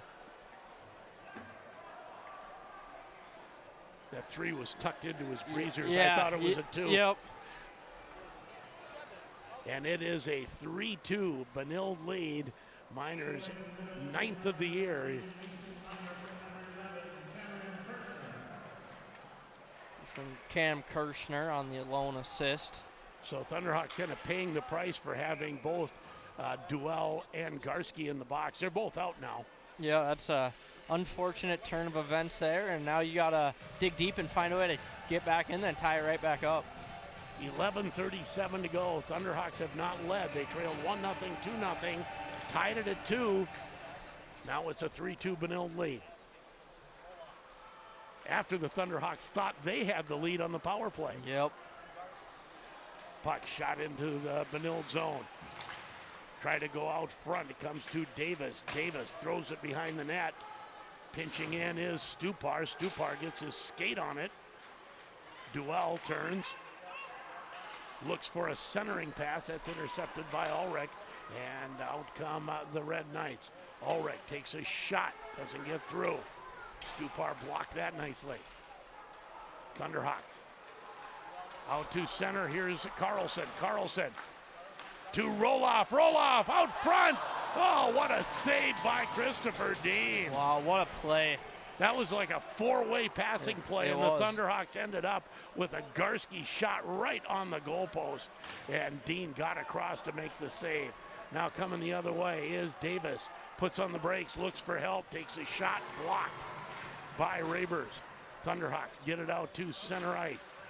Clayton comes in on the forecheck, can't control it. Coming the other way is Davis. Davis, end of a shift, knocked off the puck. Into the zone now is, and the puck out front, saved by Casey. And now here comes Bymark. Bymark's shot goes wide. And Drennan cutting for the net. Red Knights get it out to center. Push it ahead for Bymark. Bymark down the boards on the backhand. Turns, taps it, tries to tap it back to Salisbury. Quirk with a nice interception. Clayton can't move it ahead. Drennan stops it, but had the puck caught in his skates, and it's finally shot into the Grand Rapids zone. Salisbury behind the net. He's bothered by Quirk. And now it's out to center ice. Minor stops it there. He has a couple goals as he launches it into the Grand Rapids zone. Salisbury back to get it. Thunderhawks fight for it. At the line, comes back deep into the zone. Carpenter backhands it to the far side. Palachek can't get to it initially, so it's back behind the Grand Rapids net. Move it to the point, but not out. Kept in there by Johnson. Shot turned aside by Casey. 9:03 to go. As the puck now out, down the ice, and an icing call brought to you by Tasca Economic Development Corporation. You can shine a light on economic development in our community. Call Itasca Economic Development Corporation today. Let's thank the last of our sponsors here: Ray Sports Cycle, Grand Rapids Chevrolet GCM, Sammy's Pizza, Timberlake Lodge, Claremont and McBride Financial, as well as Fred's Bait and Tackle. 3-2 Benilde, 8:57 to go. Grand Rapids 4-1 when tied after 2 periods, according to Marv, who keeps track of all that stuff. They have a little work to do now. Down by 1 with 8:48 to go. On the far side, Garski keeps it in. Callan puts it behind the net for Mason Smith out to center ice. Comes to Casey, but it's an icing call. So the face-off will come all the way back in to the Benilde-St Margaret zone. Good chance here. Got to get a face-off win and get some pucks to the net. Got to fight back here, claw back, and tie this one up. Duell and Ulrich on the draw. Puck will come back to Roloff. Roloff to Garski. Finds Stupar. Stupar takes the shot, goes wide of the net. Duell fights for it in the corner, but it comes free to Davis. Keegan Davis for the Red Knights. Out to center, gains the blue line, finds a little bit of room, can't get the shot away. Nice play by Roloff.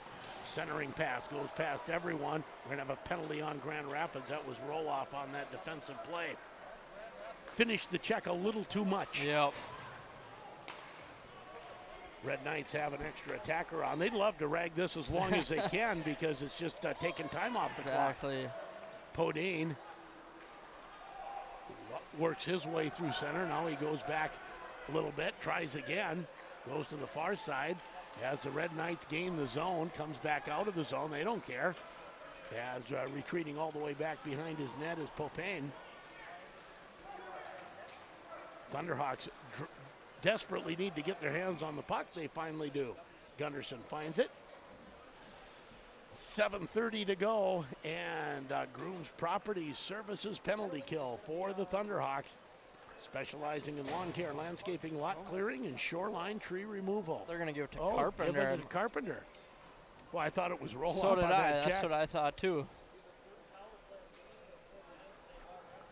Benilde-St Margaret has what are they? 1 for 3 1 on the for power 3. play.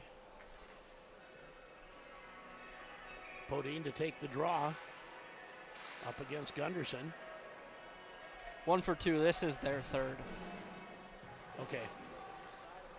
Back to Minor. Minor walks the blue line. Goes down low. Back to Minor at the blue line. Goes to the far side to Podine. Minor with one-time slap shot from the top of the circle. And that's taken care of by Casey. Had a good look at it and swallowed it up. Grand Rapids doing a good job now of recognizing where Kirshner is on that back door, not letting that hurt him again. Kind of keeping the shots from the perimeter. There was a point shot from the defenseman. Thunderhawks win the draw and get it out and down the ice. Callan has to go back for it. He'll leave it there for Minor. 3-2 Benilde as Podine. Far side, gets it into the zone to Callan. Callan back to Minor. Minor back to Callan. Top of the circle. Minor on the backhand, gets it to the half wall. Kirshner back to Minor, now to Kirshner. One-timer on the short side, turned aside by Casey. Now Podine. Podine working against Salisbury, taken to the boards, does get it to Callan. Shot through traffic, rebound shot wide by Tyler Kirshner. 1 minute left in the power play. Backside for Tyler Kirshner, and he fanned on it. Keeping it in is Callan. Someone's lost a glove. That is Kirshner. He's going to play without one. And he just pushes it off to the side. He's like, I don't care. Get that out of the way. Picks it up now. Minor to Kirshner. That's blocked by Rabers. Now back to Minor. Minor down low. Spin around shot. Glove saved by Casey. Somewhere in there is the save of the game. We'll give it to him on the last one. Casey on his game, keeping this a one-goal game. And the save of the game brought to you by M&H Convenience Store. When you're on the run, looking for a quick and healthy snack or drink, M&H Convenience Store is a place to stop, and you can save 10 cents a gallon when you pay inside. Puck back to the point. Johnson can't keep it in. Carlson in a race for the puck. On the backhand, gets a shot on net. No one was there for the rebound. Rebound was in a juicy spot. Nice play by Davis to corral that. Throw it out in front. Casey another save as the puck goes into the corner. Thunderhawks back at full strength. Shot deflected. Rebound. Shot wide. That's a great save by Casey on that deflection. Has the puck out to center ice. Now here's Garski. Keeps it onside. His shot trickles wide. Garski on the forecheck, takes his man into the boards. Backhanded up the boards. Roloff can't keep it in. Roloff off the boards and offside on Garski. 3-2 Benilde. 4:53 to go, third period. Carter Casey in that sequence, bunch of great saves. I mean, you got to look at that deflection one. He tracked it and slapped it away. So I mean, it's a great job. This game could have been 4-2 there if it wasn't for him. Thunderhawks survive that penalty kill, as this one is backhanded into the zone. Casey leaves it there for the defense. Shot by Smith goes, I think it was going wide, but it's sticked up into the netting anyways by Casey. And for the Thunderhawks,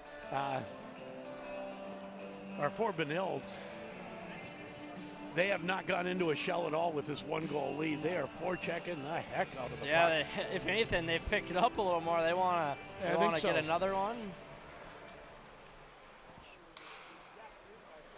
They're still playing like it's a tie game. Exactly. As the puck goes into the netting again, we'll have another face-off in the Grand Rapids zone. But yeah, they're playing like they want another one, and like you said, tie game. They're going to look to extend their lead. The one thing for Grand Rapids is there have been a few odd man rushes going the other way if you can get it past that forechecker. Exactly. As Smith keeps it in at the point, Thunderhawks. Over skating it is Palachek. He stays with it and backhands it, but backhands it into the player's box. A lot of whistles in the last couple minutes here. There's been about 3 in the last 15 seconds. Yeah. So face off. Be at neutral ice as Thunderhawks send out the Gunderson line going against Tyler Salmon.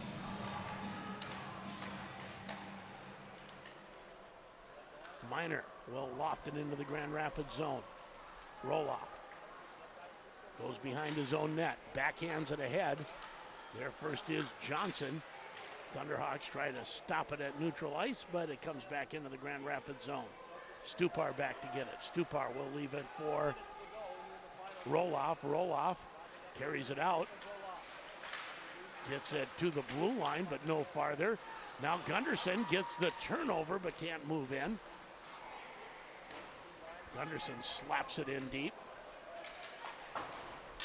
And the puck back out to center ice. Roloff.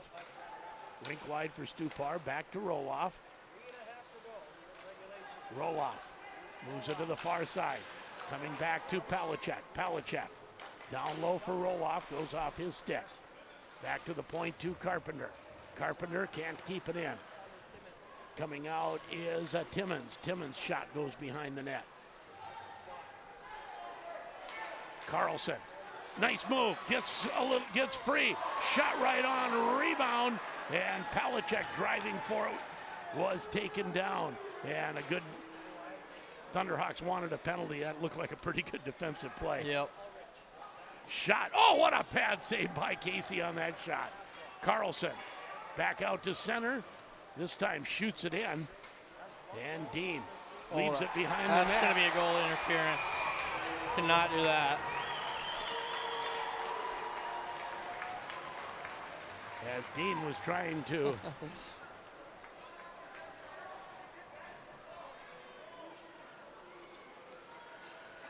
And it is the Benilde penalty box that's open as the goaltender played the puck and then took out Duell trying to go behind the net. Yeah, you definitely cannot do that. And it'll be served by Popane. Penalty will be against Christopher Dean.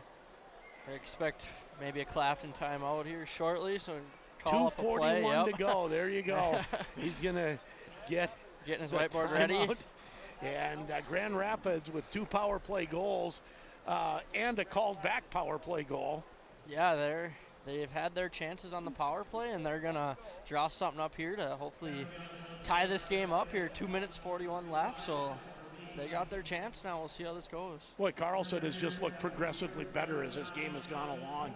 Won that race for the puck when they were shorthanded, got a shot on net, and then stick-handled right through the defenseman. I have no idea how he did it. That was like an old Blake McLaughlin move. It was just just stick-handled through the guy. Just right down in front of us. He put it through his legs, and he used that speed. He's using his speed to get around guys. Yep. And he's, like you said, progressively making his way back up, and that's good to see. So the Thunderhawks will have a Grooms Property Service power play. Grooms Property Services, specializing in lawn care, landscaping, lot clearing, and shoreline tree removal. Thunderhawks looking for another power play to possibly send this game into overtime. They trail 3-2 here to Benilde-St Margaret. It's been every bit of the game we thought it would be. Yeah, it's been a great game, a lot physical and fast, and it's turned out to be a great game here.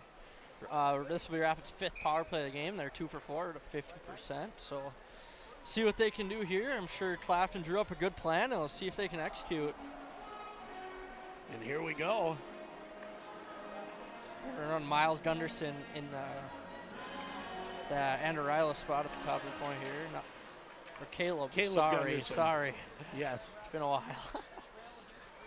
I was wondering where you were going with the Miles Gunderson reference. Caleb. As the puck loose at neutral ice, shot in deep as Garski's been playing like a man possessed. He's on a mission. I love it. He is on a mission, a physical mission. Puck comes to Gunderson. Caleb shoots it in. Callan tries to shoot it back out. Thunderhawks intercept that, but the pass from Duell is intercepted and shot down the ice. Back to get it. Roll off. Gunderson now in his own zone. Gunderson takes a look, moves it to roll off, back to Gunderson. Gunderson gains the line. He'll just slide it in deep. Miner will get there first. That's pinched off on the half wall. Thunderhawks get it to the point, but not kept in. 49 seconds left in the Thunderhawks power play. And the puck shot down the ice. Casey will stop it there. Thunderhawks. Wow, they're leaving their number 1 unit out there. Yep, Casey's going to look to head to the bench here. Thunderhawks have already used their timeout. Yep. Final minute of the period ticking away as Roloff. Roloff goes far side, intercepted. And here come the Red Knights, shot and a goal. That's Miner with a hat trick, I believe. I believe so. And it's 4-2 Benilde. And for the Thunderhawks, that's a tough one. And you could just see the legs weren't there. You wondered if be better off getting them off the ice and then giving them one more shot at the 30-second mark. Yeah. Maybe with the extra attacker, because there's no way they were going to go the rest of the game. Yeah, no, it's a tough spot to be in, and Benilde kind of took advantage of the legs, like you said, and Miner gets his hat trick.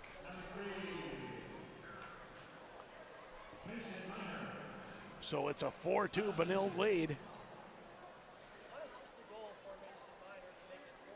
As Mason Miner gets the hat trick, and we didn't have any any equipment breakage today. No. But Clafton Skate and Equipment, the place to go when you need new equipment. Everything from the beginner to the pro, they have you covered. Puck is shot out and down the ice. 37 seconds left now in this hockey game and a 4-2 Benilde lead. As Palachek tries to come down the boards, taken down. Back the other way comes Kirshner. Tyler Kirshner in the zone, gets it to Podine. Puck squirts out in front. Now comes to the point and out down the ice. It won't go far enough for icing. Final 10 seconds of this game. Spinning away as this one comes out to center, and that will do it. Final score 4-2 Benilde as Grand Rapids had it tied. It looked like they had the lead. That was disallowed, and they go down to defeat by a score of 4-2. We'll take a break, come back to wrap it up here from Yanmar Arena. You're listening to Thunderhawk Hockey on J105 The Thunder, J105radio.com.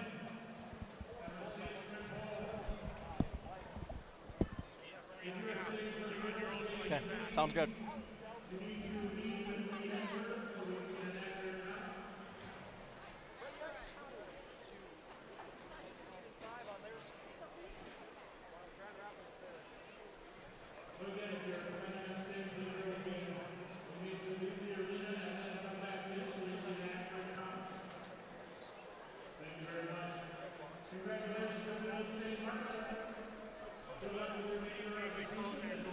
I know, it's... Yeah, I'll have to go back and look at that. It looks... Because it looked like the goal was good before the penalty. Yeah. It was way good before the penalty. Yep. Oh, I know, yeah, I know. He was not happy.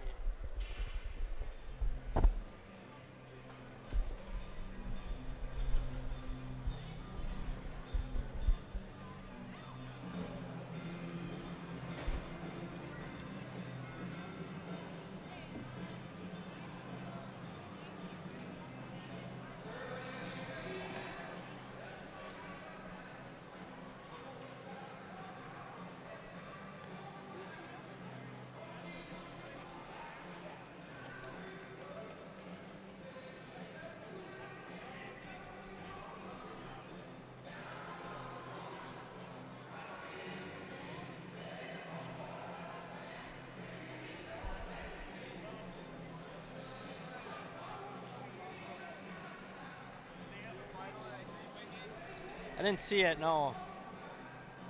I don't know, yeah, he just...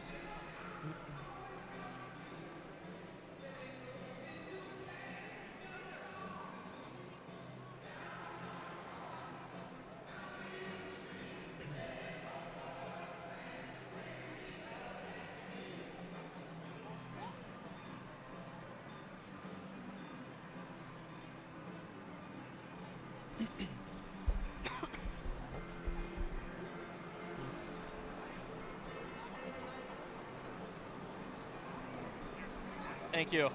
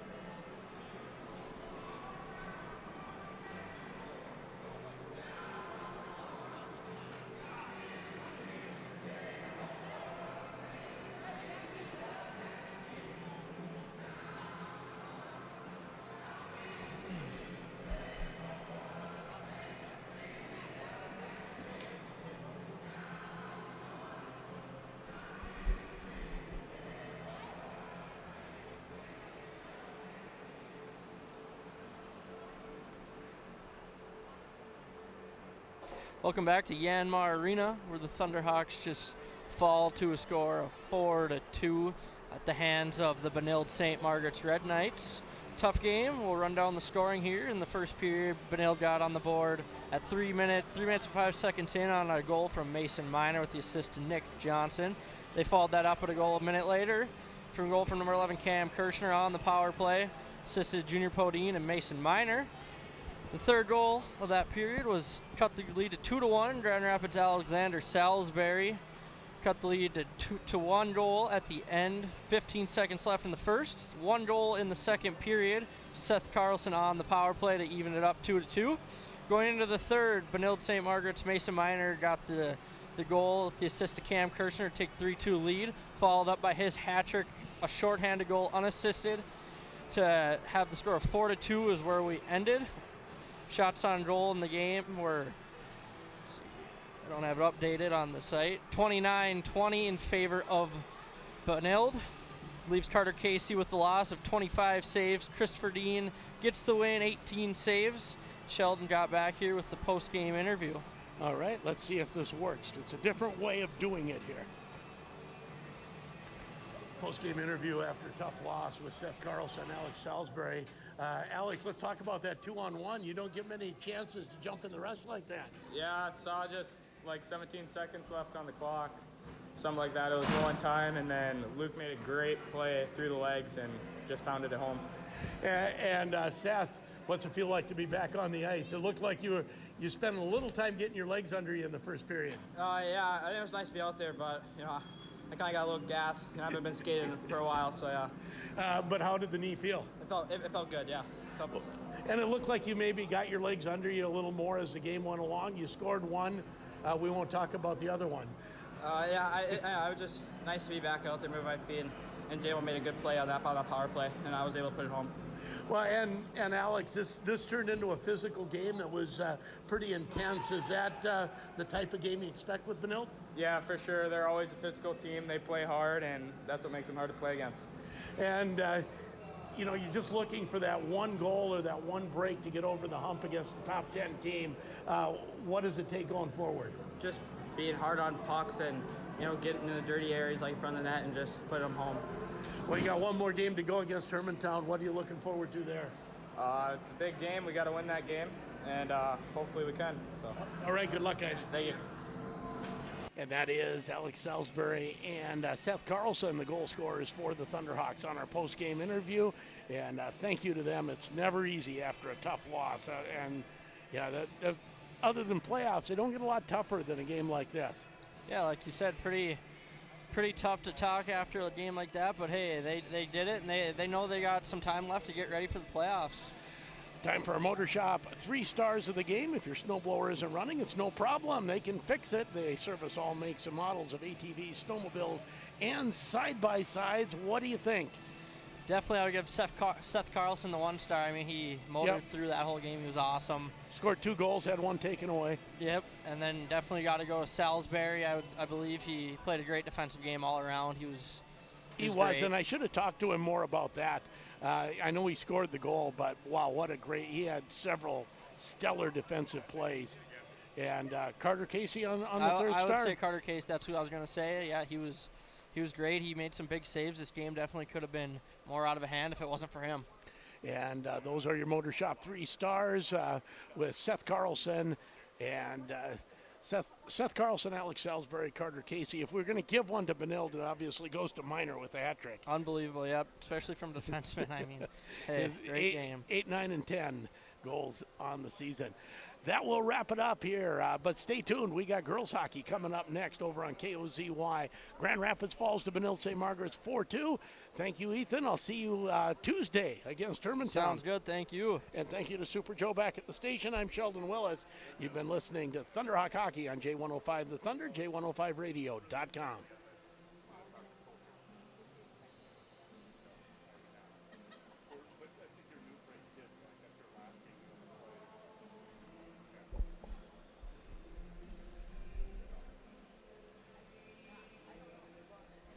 Hand him the headset there.